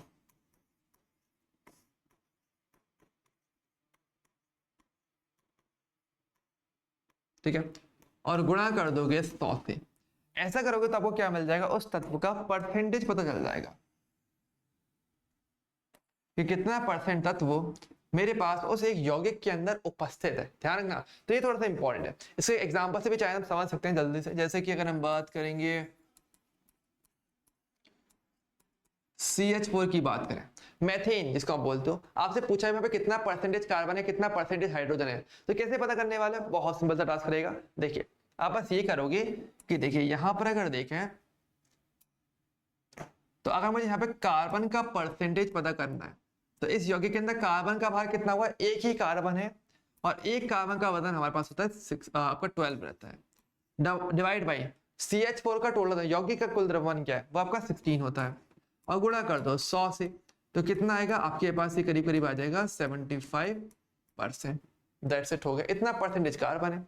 और अगर मुझे हाइड्रोजन का परसेंटेज अगर पता करना है तो यहाँ पे 4 हाइड्रोजन और एक का वजन 1 होता है, डिवाइड बाई 16 जो कि यौगिक का पूरे का द्रव्यमान है, फॉर्मूले के अकॉर्डिंग गुणा कर दोगे 100 से। ऐसा करोगे तो आपके पास आएगा 25%। इस प्रकार से, और इस आधार पे आप तत्वों का प्रतिशत संगठन यानी कि कितना परसेंटेज है वो द्रव्यमान के आधार पे आप पता कर सकते। ठीक है, आगे अब बात करते हैं हमारे पास मोलानुपाती सूत्र और अणु सूत्र पे। अब ये दोनों चीजें क्या होती है देखो समझिए, ये थोड़ा सा हमारे लिए इंपॉर्टेंट है कि मोलानुपाती सूत्र और अणु सूत्र क्या होता है। देखो मोलानुपाती सूत्र होता है मतलब कि किसी भी अणु का जो मिनिमम अनुपात है, मतलब अणु, आपके पास अणु के अंदर क्या होता है, फॉर्मूला होता है, जो फॉर्मूला होगा उसके अंदर तत्व होते हैं, तो तत्व एक निश्चित संख्या में होते हैं, उस संख्याओं का आप एक अनुपात निकाल लो तो वो मोलानुपाती सूत्र होता है। यानी कि अगर देखा जाए तो ये हमारे पास क्या रहता है, जैसे कि अगर हम बात करें ग्लूकोज की, ग्लूकोज का फॉर्मूला क्या होता है C6H12O6। तो ये तो हमें पता है कि ये आपके अणु का फॉर्मूला है, तो इसको आप क्या बोलोगे, अणुसूत्र। तो ये तो आपके लिए अणुसूत्र हो जाएगा, ठीक है। लेकिन मूलानुपाती सूत्र में क्या होता है कि आप इन्हीं संख्याओं को एक निश्चित अनुपात में लिख दोगे। जैसे कि देखो यहाँ पर क्या क्या अनुपात है, कार्बन हाइड्रोजन ऑक्सीजन को देखूंगा तो ये 6 है, ये 12 है और ये 6 है। अगर मैं इसका एक सरलतम अनुपात लेना चाहूं तो वो क्या हो जाएगा, 1:2:1। और अब इस अनुपात को आप रख दो वापस इनके साथ, तो क्या मिलेगा देखिए, तो आपको मिलेगा कार्बन H2 और O। इसको हम कहेंगे मूल अनुपात सूत्र, इसको सरल अनुपात सूत्र भी कहा जाता है। इसको हम क्या कहते हैं, सरल अनुपात सूत्र के नाम से भी इसको जाना जाता है, ठीक है। इस प्रकार से तो जो सबसे कॉमन नंबर है ना, उससे आप हर एक में डिवाइड लगा दो और जो भी मिलेगा वही आपका मूल अनुपात सूत्र बन जाता है, ठीक है। इन दोनों के बीच का डायरेक्ट रिलेशन भी आप याद रख सकते हैं, बहुत ईजी है। तो वो आपके पास क्या रहता है, वो आपके पास रहता है कि जो अणु सूत्र होता है वो असल में होता है n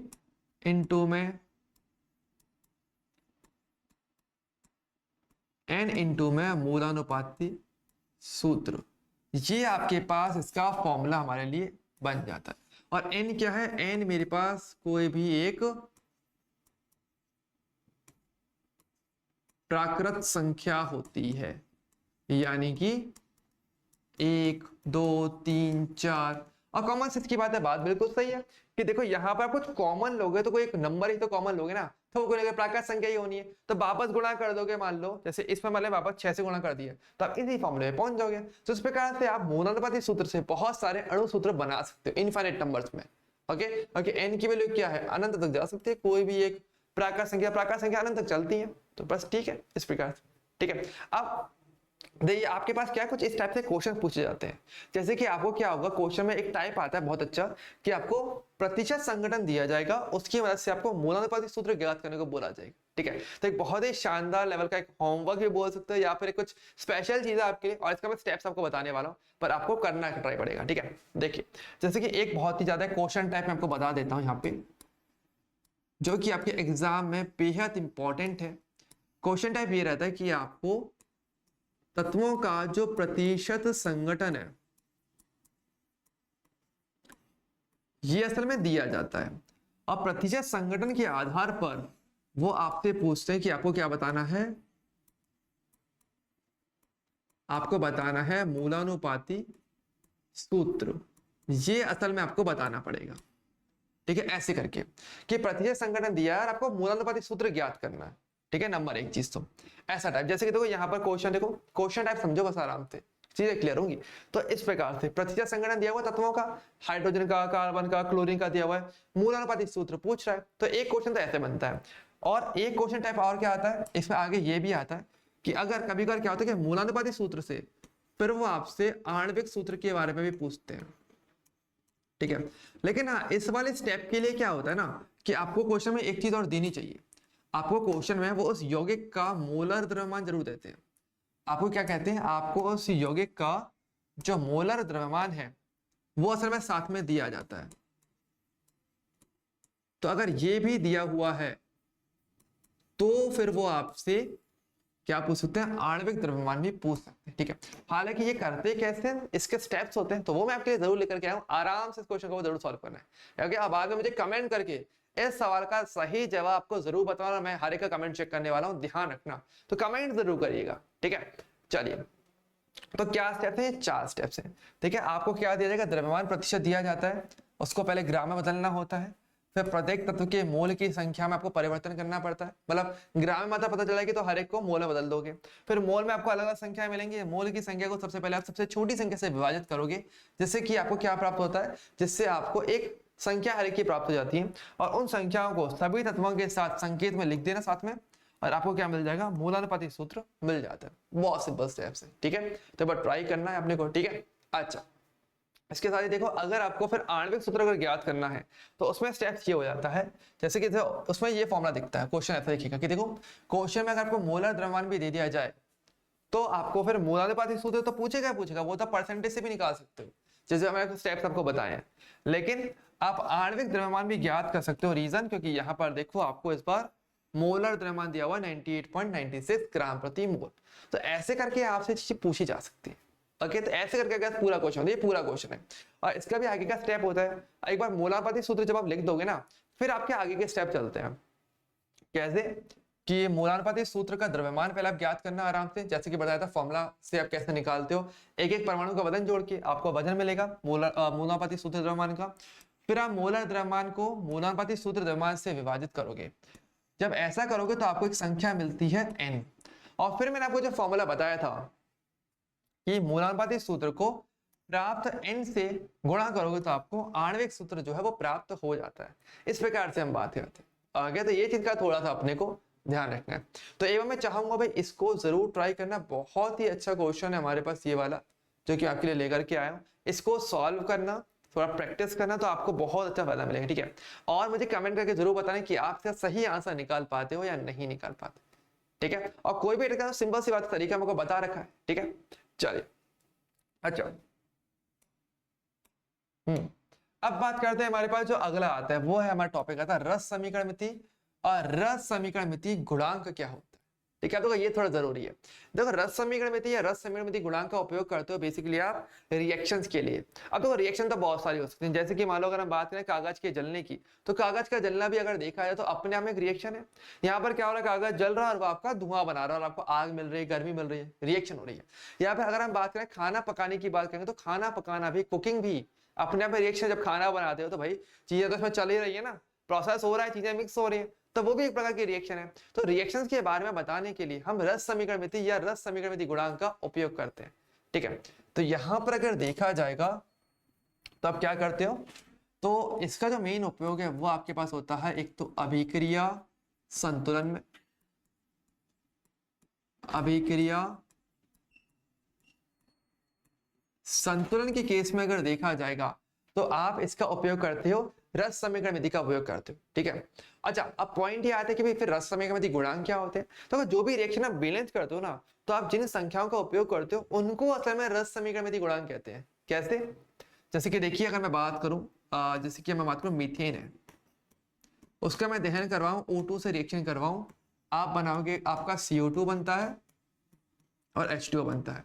क्या रिएक्शन अभी बैलेंस है? रिएक्शन बैलेंस नहीं है, वो हमें करना पड़ेगा। तो चलिए करके देखते हैं। तो देखिए ऐसे में क्या करूंगा मैं, यहाँ पे एक कार्बन, वहां पर भी एक कार्बन है, हाइड्रोजन 4 है, यहाँ पर हमारे पास 2 हाइड्रोजन है, मैं 2 से गुणा कर दूंगा, 4 हाइड्रोजन। ऑक्सीजन देखो यहाँ पर 2 है, यहाँ पर 2 और 2 4 ऑक्सीजन है, तो यहाँ पर मैं 2 से गुणा कर दूंगा। तो ऐसे में अगर देखा जाए तो देखो जिसके आगे कुछ भी नहीं है उसके आगे 1 है, जिसके आगे कुछ भी नहीं उसके आगे 1 है। तो यानी कि यहाँ पे जिन संख्याओं का उपयोग किया जा रहा है ओवरऑल रिएक्शन को बैलेंस करने के लिए, यानी कि यहाँ पर अगर आप देखोगे तो यहाँ पर ये जो 1 है, ये 2 है, ये जो 1 है और यहाँ पर ये जो 2 है, ये हमारे लिए क्या है, ये सब हमारे लिए कहे जाते हैं, क्या इनका बोलते हो रस समीकरण मिति। क्या बोलते हो, रस समीकरण मिति गुणांक।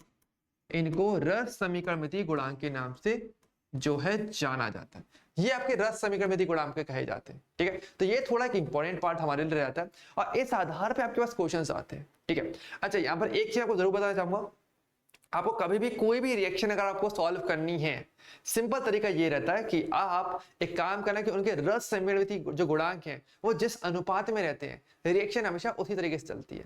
जैसे कि देखो इसी एग्जाम्पल में अगर हम देखें, जैसे मैं आपको एक एग्जाम्पल बताता हूँ, बहुत अच्छे से क्लियर हो जाएगा ये वाला पार्ट, कि जैसे कि अगर हम बात करेंगे कि भाई H2 है प्लस O2 है, रिएक्शन करके आपका H2O बना रहा है, रिएक्शन बैलेंस करेंगे तो यहाँ पे 2 से, यहाँ 2 से गुणा करोगे और यहाँ पर 1 रहेगा, मतलब कुछ भी नहीं तो 1 तो रहता ही है। तो इनके गुणांक का अनुपात क्या है, तो आप देखो यहाँ पर ये 2:1:2 में रिएक्शन कर रहे हैं। ठीक है, तो कोई भी रिएक्शन अगर होती है मात्राओं के आधार पे तो हमेशा वो इसी अनुपात में होती है, तो इसका आपको फॉलो करना पड़ता है। ठीक है, तो ध्यान रखना, एक सिंपल सा नोट है वो मैं आपको बता रहा हूं, इसको हमेशा ध्यान रखना कि पदार्थ की मात्रा, ध्यान रखना एक सिंगल नोट है, ये अगर फॉलो करोगे ना तो आप हर टाइप के रिएक्शंस को अच्छे तरीके से डायरेक्टली सॉल्व कर सकते हो। कैसे, देखिए समझिए कि पदार्थ की मात्रा सदैव मोल रूप में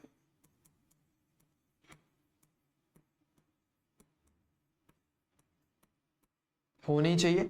हमेशा किस में होनी चाहिए? हमेशा मोल के रूप में आपको रखनी है, हमेशा मोल होना चाहिए, ठीक है। तथा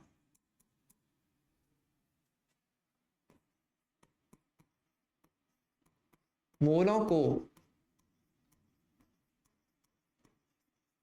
रस समीकरण मिति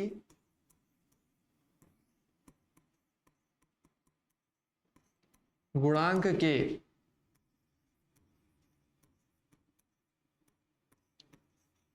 अनुपात में रखकर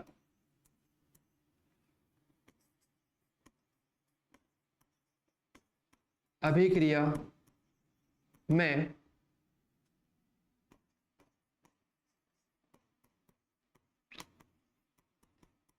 सभी पदार्थों की मात्राएं, अभिक्रिया में सभी पदार्थों की मात्राएं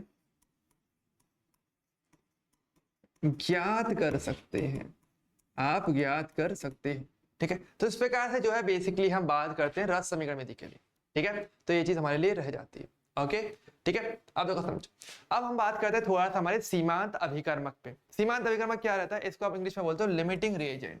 इसको आप क्या बोलते हो?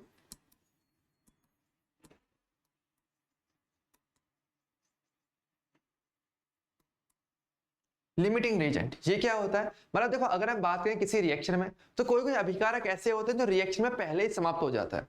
तो किसी भी रिएक्शन के अंदर जो अभिकारक अणु सबसे पहले ही समाप्त हो जाएगा, वो हमारा सीमांत अभिकर्मक कहलाता है। जैसे कि देखो, अगर बात करें, अगर आप चाय बनाते हो, तो चाय बनाने कई बार ऐसा हो जाता है कि कई बार चीनी या कई बार दूध पहले खत्म हो जाता है। मतलब मानो 10 लोगों की चाय बनानी है, लेकिन दूध कम पड़ जाए या चीनी कम पड़ जाए, तो जो पहले खत्म हो जाएगा वो मेरा सीमांत अभिकर्मक कहा जाता है, ठीक है। सिंपल सा कॉन्सेप्ट इसका हमारे लिए रहता है, ठीक है।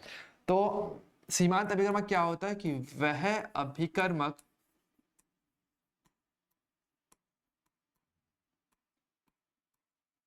जो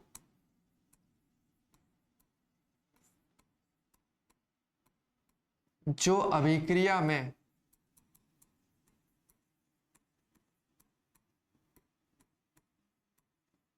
सबसे पहले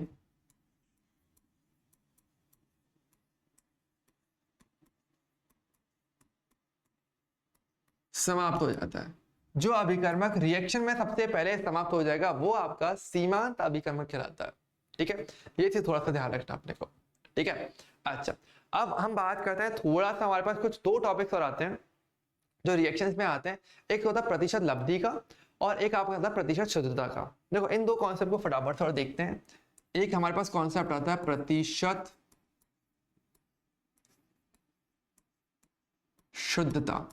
ये कॉन्सेप्ट क्या रहता है? ये कॉन्सेप्ट रहता है कि देखो, आपका जो अभिकारक अणु है ना, वो जरूरी नहीं कि आपका 100% प्योर ही हो, उसमें कुछ ना कुछ अशुद्धियां होती हैं। लेकिन रिएक्शन कौन करता है? रिएक्शन करता है जो शुद्ध पदार्थ होता है, ठीक है। तो यहाँ पर आपके पास एक सिंगल फॉर्मूला होता है जो आपको थोड़ा सा ध्यान रखना चाहिए। यहाँ पर एक स्टेटमेंट ध्यान रखना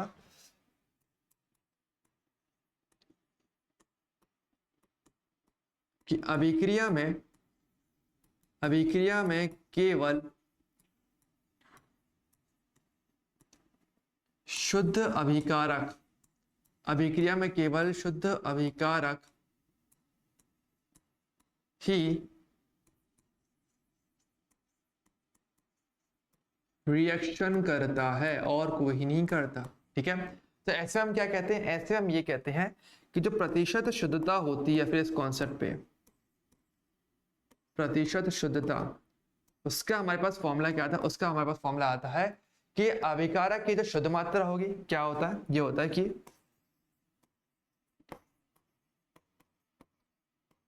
अभिकारक की शुद्ध मात्रा अपॉन में क्या होगा? पदार्थ की कुल मात्रा। ये पदार्थ की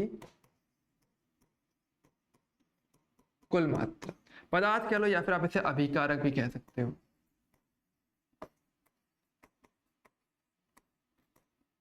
ठीक है। तो उसकी जो कुल मात्रा होगी और परसेंटेज के लिए गुणा करोगे 100 से, तो ऐसे करके आप अभिकारक की परसेंटेज प्योरिटी पता कर सकते हो, ठीक है। तो एक कॉन्सेप्ट ये आता है, ठीक है। और इसी से मिलता जुलता दूसरा कॉन्सेप्ट हमारे पास आता है, जो मैं यहीं कहीं आपको बताया था। वो आता है आपके पास प्रतिशत लब्धि का। एक कॉन्सेप्ट कौन सा आता है आपके पास, प्रतिशत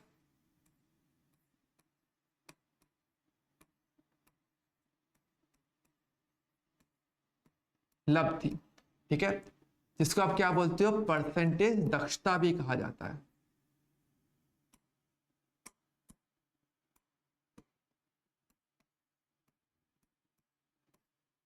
अब ये क्या होता है हमारे पास, ये मेरे पास होता है कि देखो उत्पाद जितना बनना चाहिए, ऐसा जरूरी नहीं कि आपका अगर अभिकारक है रिएक्शन करेगा तो पूरा पूरा उत्पाद ही बने, कुछ ना कुछ अभिकारक रिएक्शन करता भी नहीं है, तो जितना आप उम्मीद करते हो उतना हमेशा बने ऐसा जरूरी नहीं। तो जितना वो बन पा रहा है उसका परसेंटेज, वो आपका प्रतिशत लब्धि या प्रतिशत दक्षता कहलाया जाता है। तो एक उत्पाद के लिए इसकी हम बात करते हैं, तो यहाँ पर हम क्या कहते हैं, यहाँ पर हम ये कहते हैं कि जो प्रतिशत लब्धि होता है वो क्या होता है, वो होता है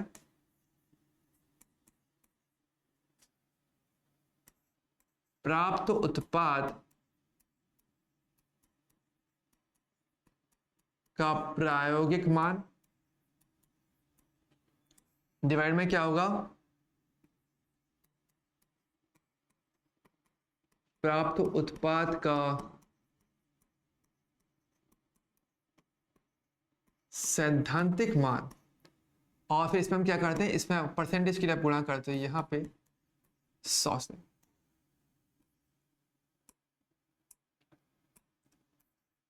इसमें आप क्या कर देते हो, फिर आप इसमें गुणा कर देना है आपको 100 से। तो जब ऐसा करोगे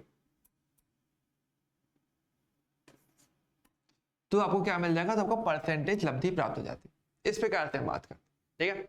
अच्छा, अब हम बात करते हैं हमारे पास सबसे लास्ट जो हमारा टॉपिक आता है फाइनली, हमारा विलयन और सांद्रता की अगर बात करें तो विलयन क्या होता है। विलयन बहुत ही सिंपल सी चीज है कि आपको पता है विलयन के लिए हम क्या कहते हैं, जैसे कि विलेय और विलायक का जो मिश्रण है, यानी कि जब दो पदार्थों का जो समांगी मिश्रण होता है वो बेसिकली क्या कहलाता है हमारा, वो हमारा विलयन कहलाता है, ठीक है।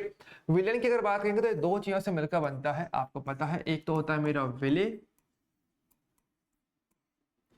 और एक होता है मेरे पास यहाँ पे विलायक, ठीक है। विलायक कौन होता है, विलायक वो होता है जो आपकी सबसे ज्यादा मात्रा में रहता है जिस पदार्थ को, वो आपका विलायक रहता है। विलेय होता है जिसकी मात्रा मतलब विलेय से कम हो, विलेय कौन होता है जिसकी मात्रा विलायक से कम हो, वो सारे के सारे पदार्थ आपके विलेय में काउंट किए जाते हैं, ठीक है। तो अगर देखा जाए किसी केमिकल से विलायक कौन है, जो सबसे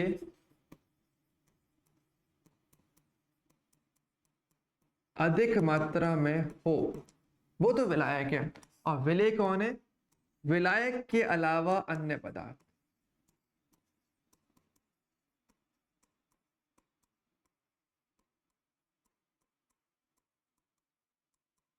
ठीक है। विलायक के अलावा जो अन्य पदार्थ होते हैं वो आपके विलेय होते हैं, ये ज्यादा सही परिभाषा है। रीजन क्योंकि विलयन के अंदर जरूरी नहीं कि केवल एक ही विलेय और एक ही विलायक हो, विलेय की संख्या एक से ज्यादा भी हो सकती है। मान लो जैसे कि आपके पास पानी है, उसमें आपने नमक डाल दिया, उसमें चीनी डाल दिया, आपने नींबू डाल दिया, नींबू पानी आपने बना तो लिया, विलायक कौन हुआ, जो सबसे ज्यादा मात्रा में यानी कि जल। लेकिन इसके अलावा नींबू लिया आपने, इसके अलावा आपने क्या लिया, चीनी लिया आपने, नमक लिया, तो वो सबके सब विलेय है इस प्रकार से, ठीक है। और हमारा जो टास्क रहता है वो यही रहता है कि आप विलयन के अंदर विलेय की मात्रा को ज्ञात कर पाओ, ठीक है। और विलयन के अंदर विलेय की मात्रा कितनी है उसको ज्ञात करने के लिए हम सांद्रता पद का उपयोग करते हैं। तो ये जो पद है सांद्रता, इसका मुख्य उपयोग अगर देखा जाए तो इसीलिए ही होता है, कहां पर होता है, इसका उपयोग होता है कि किसी विलायक में विलेय की घुली हुई जो निश्चित मात्रा है उसको आप विलयन की सांद्रता कहते हैं, कंसंट्रेशन हम कहते हैं कि विलेय की कितनी मात्रा विलयन के अंदर है, उसके लिए जो शब्द परिभाषित करते हैं वो हमारा सांद्रता होता है। अब अगर देखा जाए तो हमारे पास देखो हम टोटल 4 प्रकार के सांद्रता पद हम देखते हैं, तो चार को चलो फटाफट से एक बार देख लेते हैं कि क्या क्या हमारे पास रहता है, ठीक है। सबसे पहला जो आपका सांद्रता पद आता है वो आपके पास आता है द्रव्यमान प्रतिशत, यानी कि विलेय की जो मात्रा है वो आप ऐसा परसेंटेज के तौर पे पता करोगे उनके द्रव्यमान, उनके वजन के आधार पे। तो इसका देखो सिंपल फॉर्मूला हमारे पास रहता है, क्या रहता है हमारे पास रहता है कि जो द्रव्यमान प्रतिशत होता है वो असल में होता है कि विलेय का ग्राम में जो भार रहता है अपॉन में क्या रहेगा हमारे पास, विलयन का ग्राम में भार, और फिर क्या करेंगे इसमें आप गुणा कर दोगे 100 से, ठीक है। तो इस प्रकार से जो है आप द्रव्यमान प्रतिशत बहुत इजीली पता करते हो। तो सिंपल सी बात है, द्रव्यमान प्रतिशत का मतलब ये होता है कि आप परसेंटेज के टर्म्स में उनका भार के प्रतिशत के रूप में अब विलेय की मात्रा ज्ञात करो। तो फॉर्मूले के अंदर विलेय की मात्रा रहेगी, विलेय की ग्राम मात्रा। टोटल के लिए परसेंटेज के लिए क्या लगाते हो, डिवाइड लगाते हो टोटल का। तो टोटल तो मेरे पास विलियन ही है, तो विलियन का भार और गुणा कर दोगे 100 से, तो आपको क्या मिलता है, द्रव्यमान प्रतिशत मिल जाता है। सबसे पहला जो हमारा सांतापाद आता है। दूसरा अगर बात करेंगे तो दूसरा मेरे पास होता है मोल भिन्न।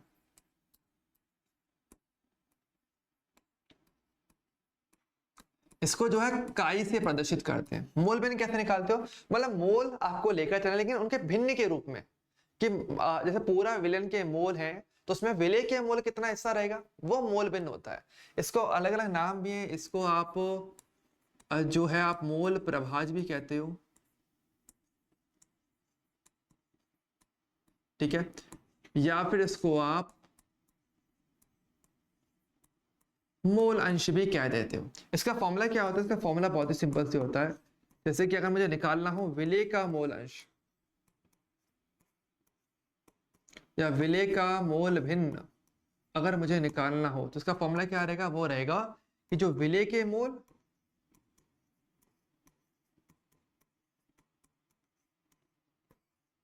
अपॉन में क्या रहेगा, विलयन के मोल।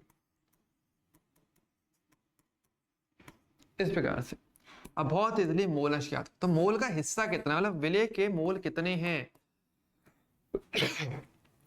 अगर हम बात करेंगे तो वो जो है आप इसमें आराम से देख सकते हो, ठीक है, कि विलेय के मोल अपॉन में विलियन के मोल, ठीक है। अच्छा, नेक्स्ट अब हम बात करते हैं, हमारे पास जो थर्ड आता है हमारे पास, वो है मेरे पास मोलरता, जिसको कि कैपिटल एम से प्रदर्शित करते हैं। मोलरता क्या होता है, मोलरता में बात करते हैं कि विलेय के मोल ही हमें पता करने हैं। देखो पता है मोलरता में देखो मोल तो आ रहा है, तो मोल किसके रहेंगे, विलेय के मोल, क्योंकि सांता तो विलेय के लिए आती है ना। तो विलेय के लिए हमारे पास मोल, लेकिन किसमें, विलियन के आयतन के अंदर। तो उसका जो वी आयतन होगा विलियन का, उसमें विलेय के मोल कितने हैं, वो मेरे मोलरता होती है।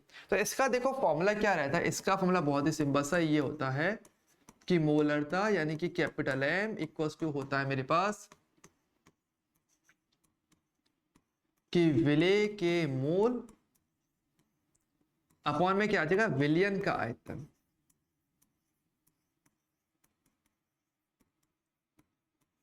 जो कि आपका लीटर में होना चाहिए बस, ठीक है। तो इस प्रकार से जो है आप मोलरता की बात करते हैं, ठीक है। अच्छा ध्यान रखना, वैसे इसका मात्रक क्या रहता है, मोलरता का मात्रक रहता है आपके पास क्या, इसका मात्रक होता है मोल प्रति लीटर।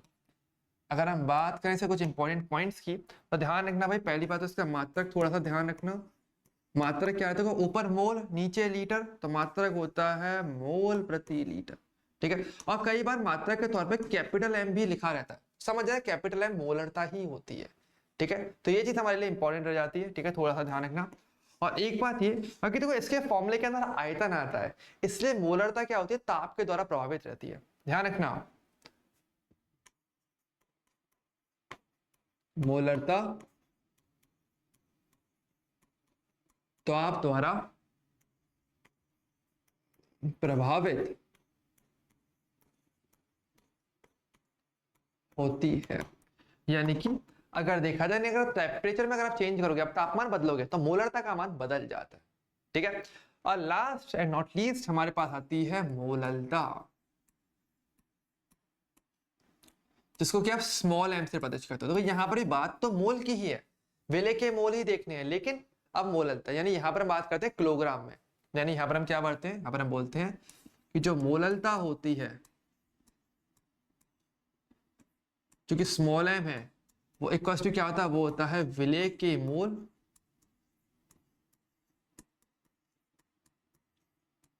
अपॉन में। देखो यहाँ पर आप भार लेके चलते हो, लेकिन चलते हो विलायक, ध्यान रखना इसमें थोड़ा सा कॉन्सेप्ट में ध्यान रखना। यहाँ पर आप विलायक का भार लेके चलते हो, काफी सारे बच्चे यहाँ पर गलती जरूर करते हैं। तो विलायक का भार जो कि आपका किलोग्राम केजी में होना चाहिए, ठीक है। तो फिर आप क्या निकालते हो, तो आप मोललता को ज्ञात करते हो इस प्रकार, ठीक है। और इसका अगर मात्रक की बात करेंगे, तो इसका मात्रक मेरे पास होता है ऊपर मोल नीचे केजी, तो मात्रक होता है मोल प्रति केजी। और कई बार इसमें स्मॉल एम लिख करके भी इसके मात्रक को प्रदर्शित किया जाता है, ठीक है। तो इस प्रकार से आपके पास ये टोटल 4 हमारे सांता के बाद है। ध्यान रखना वैसे ये ताप के द्वारा प्रभावित नहीं होता। जिस भी फॉर्मूले में सांता पद में आयतन आ जाता है ना, वो ताप के द्वारा प्रभावित हो जाता है, लेकिन यहाँ पर आयतन नहीं आएगा, वो ताप के द्वारा प्रभावित नहीं होता। तो इस प्रकार से अगर देखा जाए तो ये हमारा इसका पूरा पार्ट हमारा हो जाता है। ओके, क्लियर सभी को? तो आई होप सभी को मजा आया होगा आज के सेशन में। तो आज का सेशन बच्चों तो हमारा यहाँ पर समाप्त हो जाता है।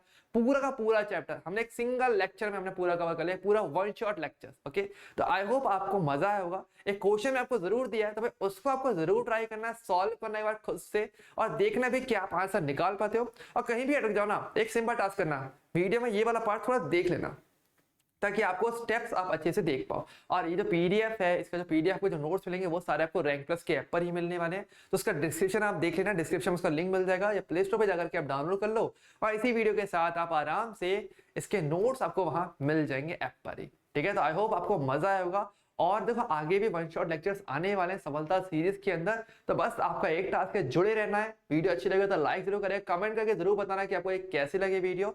और आगे लेक्चर्स आने वाले हैं, तो जो भी बच्चे हैं भाई सभी लोग पहले बात तो चैनल को सब्सक्राइब करके जरूर रखिएगा।